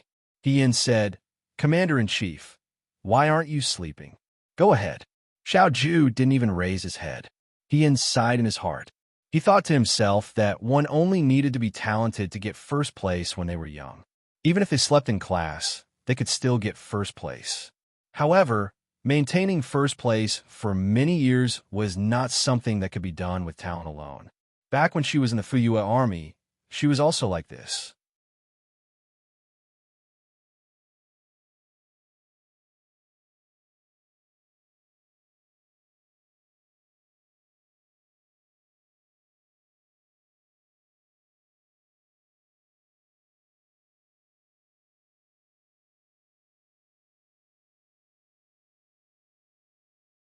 Her expression was also very calm. She looked at Xiao Ju and said, Commander, let me set the fire. Misty, Mu, you wanted to dissuade her. It's very dangerous. There are too many Yudo ships. We might have to wait until the afternoon for the uncertain southeast wind. Yin shook her head. To hide among them and not be discovered, you need not only skill, but also physical strength. You also need to know how to coordinate with the Jiang army led by the commander. Brother Mu-Yi, you have never fought side by side with the commander before. Even if you set the fire, you two will not be able to get used to each other in a short period of time. I am the commander's subordinate, and I have a tacit understanding with him. It is best for me to lead you. She smiled faintly. Didn't you already fight with me in the martial arts arena? Why do you still have so little confidence in me? Mu-Yi's face turned slightly red. He was momentarily speechless. Since he had lost to Yin, it meant that his skills were inferior. How could he refute? Yin's words were half true and half false. The truth was that she could indeed cooperate better with Xiao Ju. It was the same with Yuan Baojin in Liangzhou City. Moreover, there were many ideas that could be thought through between generals. If Xiao Ju could think of it, so could she. At the same time, Xiao Ju could also understand her hint. If it was Mu Yi, he might not be able to understand. Secondly, she could also see that Mu Yi was determined to die and intended to exchange his life for success. However, on the battlefield, it was the general's responsibility to try to avoid unnecessary sacrifices. Although she did not dare to say that she could lead this group of people to retreat unscathed, at least they would not be completely wiped out. Whether it was for public or private reasons, it was better for her to do this dangerous task than for Mu Yi. Cui Yuji was somewhat hesitant. That day when they were discussing fire attacks, he already knew that He Yin was not simple and could not be underestimated. He was also much more capable than Mu Yi. However, he was not familiar with He Yin. He did not know how far he could go. Moreover, He Yin was not his subordinate. Even if he agreed, Xiao Ju could not do anything about it. Therefore, he looked at Xiao Ju and said, "Missy's abilities, of course I believe in Missy's abilities. I'm also very assured that Missy will do this. However, I do not know what military Governor Xiao thinks." Xiao Ju looked at He Yin, and He Yin looked back at her. Her gaze was clear and full of vitality. She was wearing the armor, looking heroic and high-spirited. It illuminated her entire face. She was like the young man who shone in the martial arts arena of the Liang Province Guards. Her movements were as nimble as the wind. The wind of freedom should not be trapped in a small place. The corners of his mouth twitched slightly. He said calmly, "Go."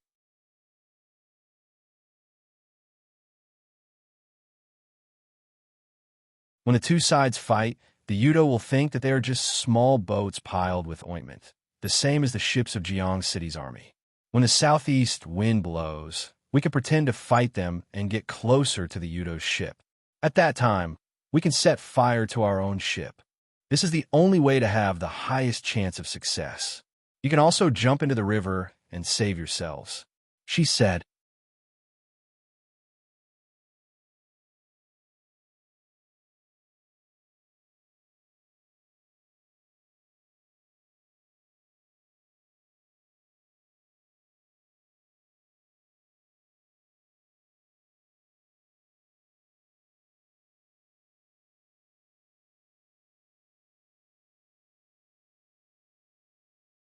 if they rushed a little faster, the people who were still fleeing on the road would also face a disaster.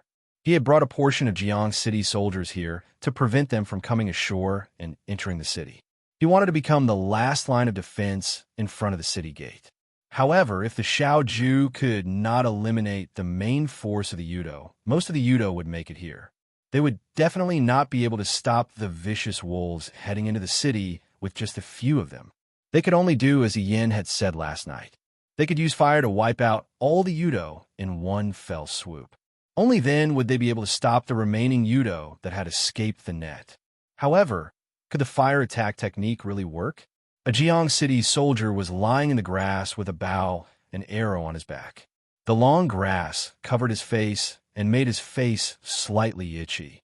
However, he still remained motionless and did not even have the intention to scratch it. He was not the only one who remained motionless. The grass in front of him, the flowers blooming by the roadside, the calm water surface, and the soft dandelions all remained motionless. There was no wind today. Cui Yueji's heart gradually sank. There was no wind today, and the weather was not good. With less than 20,000 soldiers in the Xiao Ju's hands, he was afraid that they would not be able to compete with the Yudo without using fire. Their so-called ambush here might end up becoming the prey of the Yudo. But why was there no wind today? The Xiao Ju's master, the white-clothed swordsman who looked very powerful, said to him with certainty, "Don't worry. There will definitely be wind today." The people from the Directorate of Astronomy said that there was a 50% chance that there would be wind today. However, Lu Buwang said, "Arrange an ambush. There will definitely be wind today." They had heard that lay Buddhist Lu Buwang could perform divination, so they believed him without a doubt. Or perhaps they were deceiving themselves and hoping that he was telling the truth, so they believed him. But now, there was no wind. By the way, where was Lu Buwang? Only then did Chui Yuezhi remember that he had not seen Lu Buwang since he woke up early this morning and left the Chui mansion for the tent in the martial arts practice field. There were slight waves on the water surface. It was not the wind, but the fish in the water. The spring grass by the embankment was red and green. Deep in the forest with strange stones, someone was sitting on the ground with a guqin in front of him. The man was dressed in white, and his robe was clean and spotless. His appearance was particularly elegant, and there was a sword at his waist. He looked like a chic Jianghu swordsman. Lu Buwang looked up at the sky.